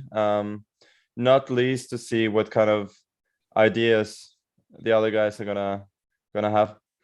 It's always really fascinating to see, and it's the candidates tournament is really challenging. It's really tough, so I'm happy to spectate. How does the knight move? I think people also probably wonder, when you're a spectator, right? There are a couple of things. Do you use an engine at all when you're spectating? And second of all, what is it to be a fan when you're the best player in the world? That's no question about that. You've been that way for over a decade now. You're watching players who are your colleagues, but they're not quite as good as you. Does that still keep you entertained? You're saying it sounds like that it really does. It keeps you really on the edge of your seat. Oh yeah, for sure. There are a lot of people who can come up with wonderful ideas in chess, and ones that I can definitely appreciate. And I certainly have great respect for what my colleagues can do. As for the engine question, sometimes if I'm really curious to find an answer and I'm feeling a bit lazy, I will. But I would say 90% of the time I'm following without an engine. Because once you've started following with the engine, it's so hard to switch your brain on again. I feel like I play my best chess when I'm kind of thinking engine independent and trying to evaluate positions more on a human basis rather than what I think the engine would think. That's definitely great to hear, Maurice. I thought that was a great question. I just wanted to add to the candidates topic, Magnus, that a few weeks ago I had a chance to talk to Gary, the Gary that you mentioned earlier, that you must be much better than him. But Gary did say his prediction for the candidates, and he thinks that Ding Liren is the favorite in his opinion. And then he named Fabiano and Jan Krzysztof Duda as his top three. I was going to ask you, do you agree with that top three prediction, or would you choose different players if it was your fantasy team? I know it's going to be your opponent, so it's hard, but what is your call on Gary's prediction? I definitely agree on two out of the three, and then I'm a little less sure about the third one. I don't really see that, frankly, but I think both Fabio and Ding, as well as being two of the top 3 players in the world now for a long time, you can argue now that Alireza is probably in the same group there. I think they're going to be very, very motivated to make it this time, and they feel that this is the chance. Hello, guys. One more question I have for you. I see someone showing up. I think Isaiah has joined us, who might have the motivation to become a future world champion. I think we are meeting one of our participants here. Isaiah, have you met Magnus before at any event? Not really. This is actually my first time meeting him. But I've actually met with Maurice Ashley. I don't know if he remembers. It was like 5 years. How many years ago and how little were you? By then I was so little, actually. I was like 11, 12 years. This was in Kenya? Yeah. Yeah. You remember the time you came to Kenya? Yes, absolutely. You have grown, my friend. My goodness. Thank you. Such the additional glasses. We had that talk outside before I left. True. You don't remember. And it really motivated me to who I am right now. That is so nice to hear. I always wondered what happened with you. I'm almost there. Like in 2 years' time, I'm sure I'll be just playing top level like you guys. You had that confidence back then as well. That is tremendous. Wow. You just had me give such a big flashback to that moment. True. Thank you so much for showing up. I don't want to just keep about Magnus for too long. Magnus, really appreciate the time. And if you may just, your words, the difference it makes to support an initiative like this. We've got a lot of people here who may be watching and being entertained, feel like, what difference could they make? What do you have to say about that? Well, I'm. There are always things you can do, but for now, I am still, as we talked about earlier, a chess fan. So now, most of all, I'm really curious to know who is in the final, who is playing, who are they playing against, and what's the story? How did they get there, and so on. Oh, well, if you're going to stay with us, we can definitely tell you, because we've got 2 great teams in the finals. Absolutely. Anna, take it away. Sure. Excuse me, Magnus. I think we have a question from Isaiah. Oh, I also have a question, which I think most of the youngsters who are aspiring to be like you, I'm sure I have the same question. And my question is like, what can you maybe like tell the other youngsters who are out there maybe yearning to play chess, though they are faced by difficulties and all that thing? What do you have to say to them? For me personally, chess has always been about fun, about enjoying something, and I really think if chess is something that you enjoy a lot, and it's something that you want to pursue, it's really important to try and have, to have supporters, to have a community that can do that, and that they can see what it means to people. As for youngsters, just play, have fun. That's the only important thing when it comes to chess, because I've been watching kids play chess in many different parts of the world, and all the kids are the same. They have the same joy while playing the game, and I think that's really what it's all about. We are underway, by the way. Sorry, we are underway. The most important game of this entire competition is on. We have Chess to Change, Arvin and Robert playing a rematch against Agent T, Leaf and Mercy. The first game they played in this exact competition was a draw, we saw that, and these two teams have been the two best teams so far. So we're now in this grudge match. We'll see what happens here, as already, though, with one D4, Black's not moving. I don't understand what's going on. I hope it's not a connection issue in the biggest game of the tournament. That would be really quite sad, as White has made D4 and Black is not moving. Hopefully that will be fixed soon, and maybe the game can be restarted. I just wanted to let Magnus know in the meantime who are the players, because you asked us who are the teams. You see them here, but also you go to let view you know, option at the top of the page. when you press view one option, of the arbiters with us too. If our producer could, thank you so much. I just wanted to say that with the white pieces, Robert is the current under 16 current Kenyan champion, and he's going to be playing at the Chess Olympiad. He's the youngest member of the Kenyan national team. And with the black pieces, we've got Mercy, who is the current African school champion under 17. She's teaming up with Leif from Agent. So this has so far been the two top teams, but we are worried about the time ticking away and that there is no move on the board. I don't know if we could get confirmation if the game will be restarted. That's 2 minutes plus gone in this game so far, and this would be a sad way to conclude. I think they would fix that. You know, Magnus, I've seen you play fair in situations like this. If Black came on and made a move now with 2 minutes and 40 seconds left, would you sit there and not make a move for 2 minutes plus to even out the clock?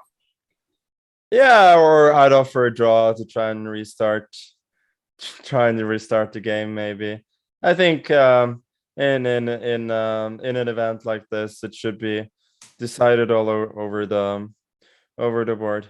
But again, thank you guys so much. I'll leave you to it for the finals. Hopefully everything will work out, and I'll be sure to root a little bit extra for Kenya then during the Olympiad coming up now in Chennai. Magnus, thank you so much. We really appreciate this time you spent. We know you're busy. Thank you very much for joining us. Thank you. Thank you very much for joining us. Isaiah, your question was an excellent one to Magnus. And if you want to stay with us to talk about some of the other participants, because you know these boys and girls very well, I believe. Yep, I do know them. What can you tell us about the top two teams, the two teams that made it to the finals? Okay, I'll just maybe start with the ladies part. Mercy Ngado. She's a very promising young African talent. I'm sure in the next maybe 1 or 2 years, she'll be a very strong female chess player. And also she's been really grinding. She's been really working hard to attain that seat. You know, winning that championship isn't an easy thing.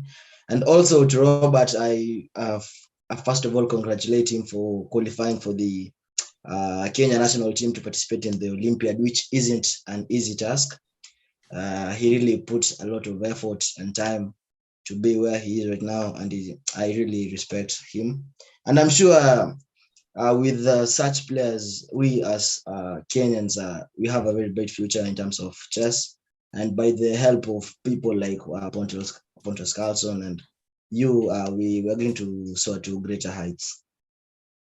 Beautiful. Thank you for the evaluation. We see the clock times. It keeps fluctuating as they keep giving more time to the player with the black. It's something going on, something quite odd. Again, this is a charity event. It's not an event where players are going to be so concerned about winning the game by forfeit. Nobody really wants to win a game by forfeit. I know I don't ever want to win a game by forfeit. Just ridiculous. Yeah, you want to play chess? It's a slight technical issue, as we might have guessed, and the game shall be restarted. So we are just waiting for the technical issue to be solved, and then the game will start from scratch with the 5-minute starting time.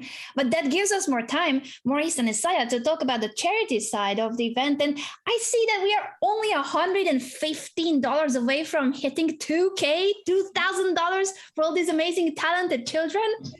can we cross that mark? Well, we said that we were gonna impress Magnus. Like, we can still impress him if he's watching. Isaiah, you know, I gotta say, I did not expect to see you, and I haven't heard it from you in a heard about you in a while. It's been a really tough time for me to play chess and these times, because as I am growing now, also school is really becoming something, and it's really been hard to manage school and chess at the same time, and the Kenyan education system, like studying for almost I think 14 hours a day isn't that easy, and also trying to also include chess in your timetable. It's not that easy, but I believe I can. I'm almost there. That's what I can say.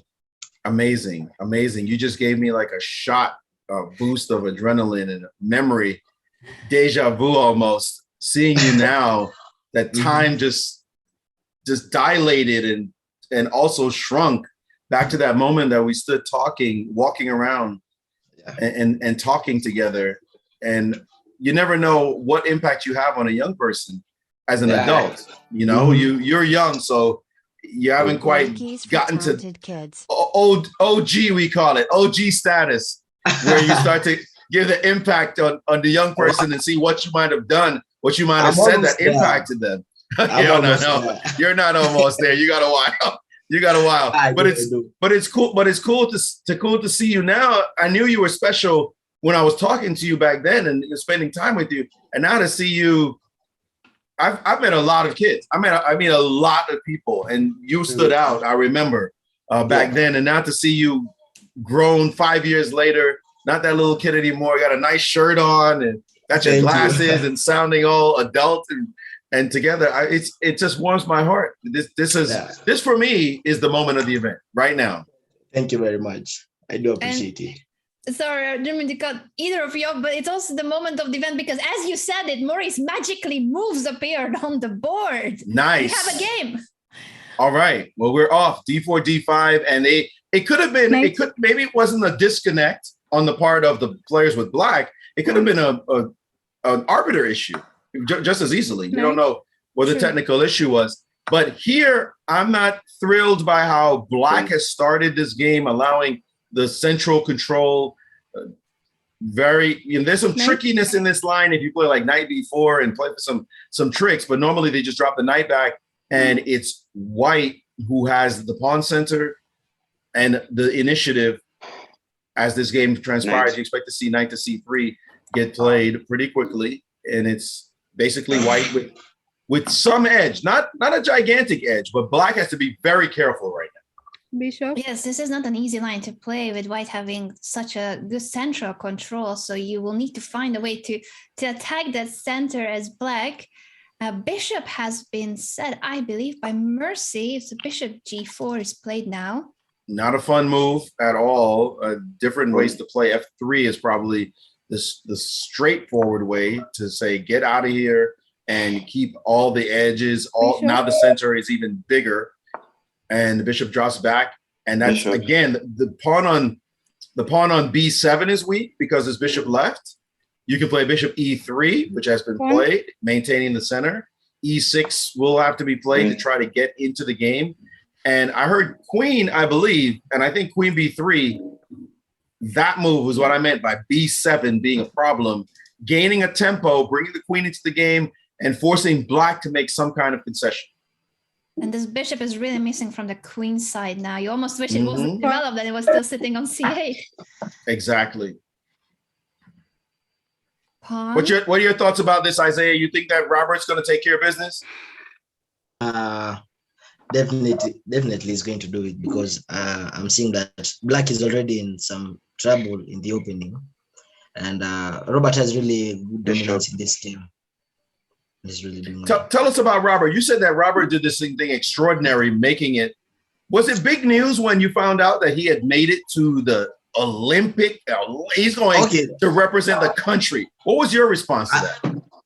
I wasn't surprised, because I really expected him to do so.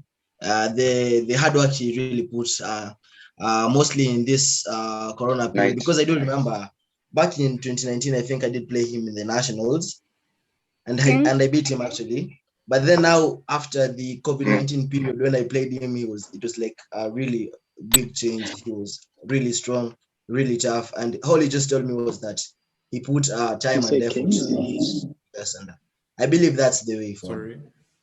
Amazing. Thanks for that insight. That's incredible. I know what it's like. I was on Robert's side when my friends were beating on me, and then I did the work and then came back and said, too strong now. You guys used to bully me, but now it's my turn. So that's cool to hear that he's done the work to be able to make that happen. He seems like a very consistent, like sharp player. Like he knows when it's business time how to get it done. Yeah, true. And now will you know though how to proceed? Because it looks very promising for white, but it's not that simple to actually put this into any concrete lines. White should still castle, so they chose castle kingside. Indeed, and it looks as though black will really want to very quickly play the move c5. Knight to c6. Knight to c6. A little bit of a tricky move. The point here is attacking the pawn on d4, but also prepping knight a5, right? So those two moves prompt white to have to figure out what to do here. Maybe queen d1 to deal with both is my quick assessment in the position as a move I would have to consider right away, because those are two threats. Taking on d4 looks like a real threat, and knight a5 trying to pick off the bishop and then moving the queen out the way and taking the two bishops temper. There's going to be some spatial advantage for white, but white will have to make this into something. Queen. So with both threats, I heard the word queen. I think queen d1 deals with both threats immediately. Now there is a queen a4 sighting as well, but I think knight takes d4, rook d1, e5, but there we go, queen d1. Dealing with both threats, keeping all the advantages. The queen can go to d2, then bring the rook over to the middle, and white still has some space, but the game is not nearly over. Yeah, this isn't as simple as it seemed with what the evaluation bar was showing decisive advantage. In practice, it's no longer that big of a deal. E5. Whoa, a big time pawn move. That's a huge pawn move, changing the tenor of the struggle tremendously. And white decided to take the bishop on g6. But this is a bold move. Pawn. And actually, it's made even more bold by the idea that if d5, maybe you play knight d4 even. I mean, that's tricky. No, instead we just see pawn takes, going for the trade, and knight takes will happen. This is anybody's game. This is anybody's game, and white's down on the clock. Isaiah, I thought you liked Robert taking care of business. This does not look easy at all. The tricky thing with this game isn't about, it's all about a combination of like two items being brought together. That's the mind and the hand. So maybe the mind is thinking about a certain concept, and the hand is also thinking of its own. So it's kind of tricky, even though you can find that Robert had the correct consequence to the correct move procedure in this game, but the hand also has his own way of approaching the position, so it's kind of tricky. Yes, indeed. You got it. The thing is, the team has to work together. You're right, and this position is very close to equal. White does have a very strong bishop on b3, but black's knight is cool. Black's position is solid. That's the most important thing, and it will take subtlety to do anything with white to really prove anything in this position. And I heard pawn, and I'm not a fan. If white plays f4, I wouldn't. Oh, it's actually black's move. So yeah, Mercy calling for a pawn move. I wonder which one she means. Does maybe she want to maybe b5. That's definitely a move, but certainly tricky. And we see rook attacking queen. We expect to hear queen instantly. It shouldn't even be thought. Just say queen and let the other person think. Queen. Right? Your queen's on. Just say queen and you figure out where to put it. I don't have to think about it for too long. And know exactly where I want to go. That's a good tip for all future players of hand and brain. That has the brain, you don't have to know where it has to go. It just needs to be moved. Just move the thing.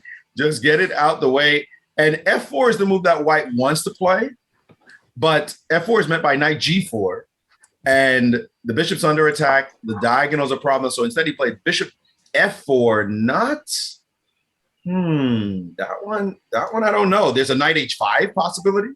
Hitting the bishop, just instant challenge to that bishop, making the move look silly. There's bishop C5 check first, then knight H5. I think black is starting to fight.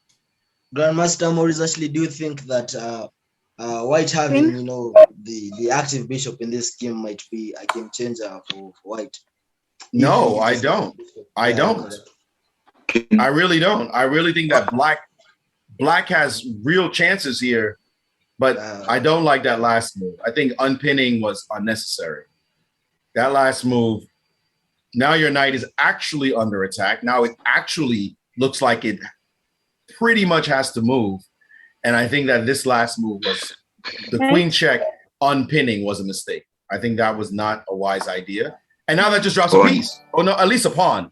E5 and the knight is in trouble. Now black is in deep trouble in this game. And might even be losing a piece, actually. After knight D5, which looks like the only move, bishop takes on D5. Talk about those bishops. And then knight takes. And knight over, that should not help at all. Although there are tricks. Rook takes knight F4. Bishop E3 is simple enough to win the pawn, win the knight on H5 after G4, after the queen moves. Rook takes is winning as well, but knight takes followed by queen E4, bishop G5. There's going to be an E6 nasty break. This is terrible, like terrible for black. You have to take on F4 right now. You should just say knight and make the next move. Very tough position for Live and Mercy. I just wanted to say just go a bit faster.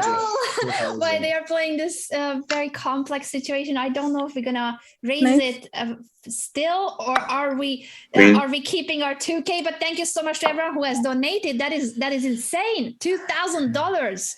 Wonderful news. Wonderful news indeed. And now bishop G5 played, and pawn being said. And now where does the knight go? Knight E6 allows bishop takes on E6 at a minimum, or you can start with F4. No, knight back. Now this is ugly. Queen takes G6. Queen takes G6 and everybody hangs. It's over. It's over. That's just crushing. Nothing to do here as black is hanging F7, H5, G5. That queen is a beast sitting on G6. That bishop on B3 proves to be the difference maker in this game. There's no move for black now. The knight is hanging and can't even save itself in any way. There's no counterplay anywhere. It's just over. And the time is ticking away. Gotta make a move. I just knew Robert will find his way out. That's it. She said, queen, time runs out. And white has won. Arvin and Robert, Chester Change Thank you, has won the event. Congratulations, Robert. And congratulations. Good call, Isaiah. Thank you so much for joining us. Keep up with your studies, and we hope you keep up with your chess. But really, thank you so much for joining, man. You really made my day today. So maybe now thank you very much for joining, Isaiah. And I wonder if we'll be able to get a hold of Robert and Arvin as well, the winners of today's event. To the lobby, all of us. Okay, I'll start moving people. So I can stop sharing, yeah? Yeah, please stop share screen. Yeah. What a game this has been. I think we're just going to wait until the players can join us. Maurice, what did you think of these final moves, the sequence at the end? I think that black right here, this was the moment right here for black. Yeah, it's black. Fine. Black panicked. That's good. Black decided you had to unpin. And a lot of times people will think that a pin is so dangerous that you should get out from under it. And it's seductive, right? Because queen b6 check. It's queen b6 check. I'm getting out of the pin with tempo. So it seems logical. It seems strong. But it was not the best idea. Knight h5 here would have been a much stronger move, in my opinion, showing that bishop f4 was not that potent. But we have Arvin with us, and it looks like we're also going to have Robert with us. How exciting to have two of the winners joining us.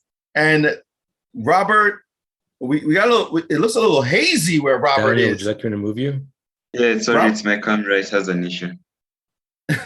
You look because your chess skills didn't have an issue. Arvin and Robert, congratulations. You have won it all. Tell us about it. Thanks.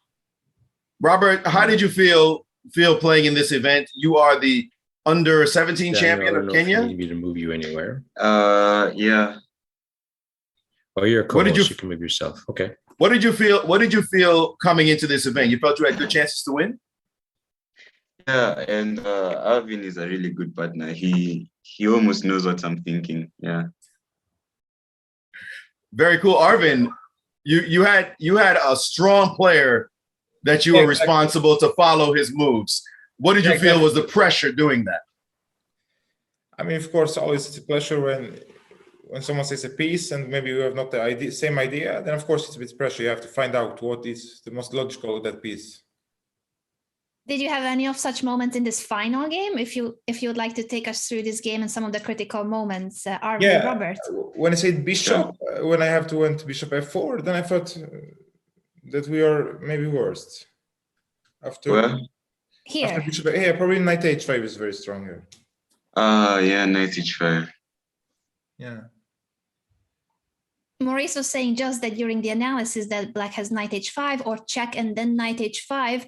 But for Mercy, I think this was a very, very scary pin. So she wanted the queen out of that pin. But after queen b6 check, it does look like white already is doing great because the knight is now actually hanging and e5 is a very strong move. Yeah, now we're just totally winning. Yeah. Robert, I got to ask you, because you were the brain in this entire thing. So you know better than any of us. Were there moments, or what were moments where you thought of a move, you said the piece, and Arvin, although he did a great job playing most of the moves, played a move that you went, man, that was really good. I didn't see that one. Good job. There are a number. I'm just trying to think of. You don't have to think of anything specific necessarily if you can find, but so you're saying it did happen. Yeah, a number of times actually. So like in the first game, for example, I thought that blundered, then he found like the only move that doesn't let loose. So yeah. That's very, very cool, lifting him up there. Arvin, were there times when he said a move, he said a piece, and you're thinking, what is he thinking about? Why did he do that? Yeah, sometimes I got that feeling. I was just wondering to figure out what is the best move with that piece to play in the position. Was there a time you couldn't solve the problem, you thought? No, actually, every time I could solve it, but maybe with a slightly worse position, but okay, I could solve it at least. And that's the most important. Very cool. Robert, tell us, you're going to the Olympiad for your country. You're the youngest player in Kenyan history to do so. What's the feeling? It's good. I just know that there's a lot of hard work that goes into the preparation before the Olympiad, because the competition that I'll be getting there is way higher than what I normally face here at home. I assume you've never been to India? No, it's my first time. Should be a trip. You're going to beat me to India, my friend. I've never been either. So congratulations. Never been there either. You're beating all of us. And Robert, I need to add that when we told Magnus Carlsen that you are the youngest member of the Kenyan national team and you will be playing at the Olympiad, he said that he'll be watching and rooting for Kenya now that he knows that. Yeah, that's cool. That's really cool. Arvin, you participated in this event. Why is it important that this event take place, and why is it that you're here to support it? Yeah, I mean, you meet people from all over the world and you support them and you play chess together. You make contacts from all over the world. So I think this is a very nice event. Well, we thank you both. We appreciate it. And you're the champs. Thank you. You have won the event. You'll have that for the rest of your life. Great job, guys. Thank you so much. Thank you. Congratulations to both of you. What a team effort. Thank you. Yeah. That was amazing. Maurice, this has been incredible to follow, and we have upped the donation goal from 2,000. It has gone up to 2,500. I had to press the PayPal button quick, but there's $200 more missing. If anyone else can quickly contribute, $200 more, and it all goes to these amazing, brilliant kids that you have witnessed participating today in the Hand and Ring tournament. Maurice, what else can we say about why people should be supporting this initiative, today's charity? You know, this, for me, I've mentioned that I've been to various African, I've been to 8 African countries, and more than once for most of them. It's so wonderful to see the young talent that's there. It's not a place that is known for chess talent. And the reason why is not because there's not chess talent there, because there patently is. It's because the opportunities are not there, the resources are not there. And I know that I've seen recently FIDE make a really concerted effort to go into these places and provide materials, but one organization is not enough. So it's good to see other organizations come together and say, yes, this is something that we've been doing for a while. We want to make this the change. We want to be the change we want to see in the world. And you're going to see, I have no doubt, you're going to see kids who have participated in this program do great things. You're going to see 5 years from now, you're going to say, a young person going to say, I was part of that program, and now look where I am today.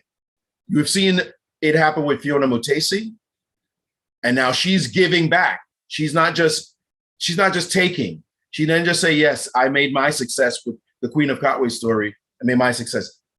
I'm not just taking. I am now creating a foundation to give back. Those are the leaders that we're talking about. It's not that we're giving, they're taking, and then they just do for themselves. They're giving back and making more change. So one change is like a butterfly effect, creating more and more possibilities. It's beautiful to see. And so I'm sitting here looking at young Isaiah telling me, did you remember the words you gave to me? I can't tell you, me walking around with him, talking with him, saying some things about how I felt he was special. I spent over an hour with him that day, just talking with him personally, because I could see the light. And now looking at him 5 years later, and the light is still there. It's the same light I saw then. It's incredibly moving. It's incredibly moving and beautiful. So thanks to everyone who watched, who gave, and who will give. If you didn't give today, you'll give later when the opportunity arises. Thank you so much. We appreciate it. Thank you very much. And as you said, this is just the beginning. The Chess to Change charity, business meets chess and kids. Pontus has been running this initiative already for years, and there will be many more events to follow. This is a global initiative. Today, the occasion was to support these talented African kids. But as he mentioned, the previous event was in Sweden. They also have events in the US. This is an international, worldwide initiative. And I think also to today's cause, to the same players that we have met, there will be more charity streams on Twitch by streamers who want to contribute. And they will be doing their own individual streams to help with the same cause, to give to the same fund, and to help these players, these incredible players from Africa. It's absolutely beautiful, definitely. And of course, we had the magnificent one, Magnus Carlsen, coming on here saying he's been watching this for some time, and he felt, even though he had just tired himself out winning a major event, Norway Chess, he said, I want to be here. I got a window on my schedule. I'm going to come for a few minutes and just be here, let my presence be felt. So clearly a worthy cause, absolutely wonderful event. And Anna, working with you for the very first time. Like, we've never, after all this time, we finally did it. I loved it. Great. Your energy is always fantastic. Your presence, wonderful. And I look forward to working with you in the future.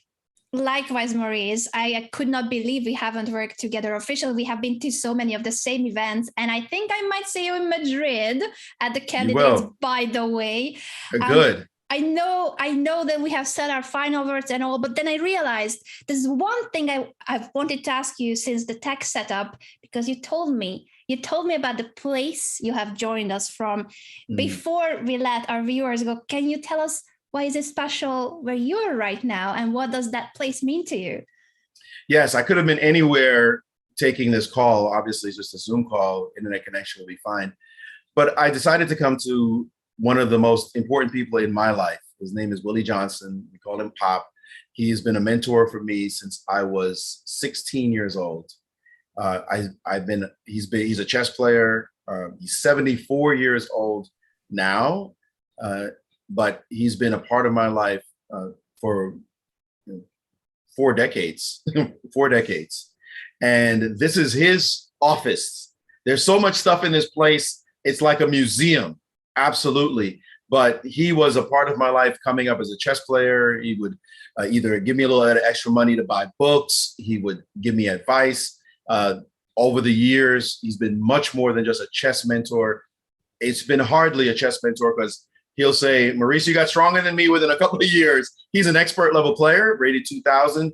But, it wasn't what it was. What it was for me was his friendship, his leadership in helping me, and also simply his love. And he's got so much stuff in here. It's incredible. I don't know what the value is on this stuff because it's amazing, but I wanted to be here. I haven't seen him in a while because I came from Florida to be in New York for a big event. And so I decided I would come here and hang out. And this is where we are. Willie Johnson, one of my dearest friends of all time. He's also the godfather of my daughter, Nia. So he's family.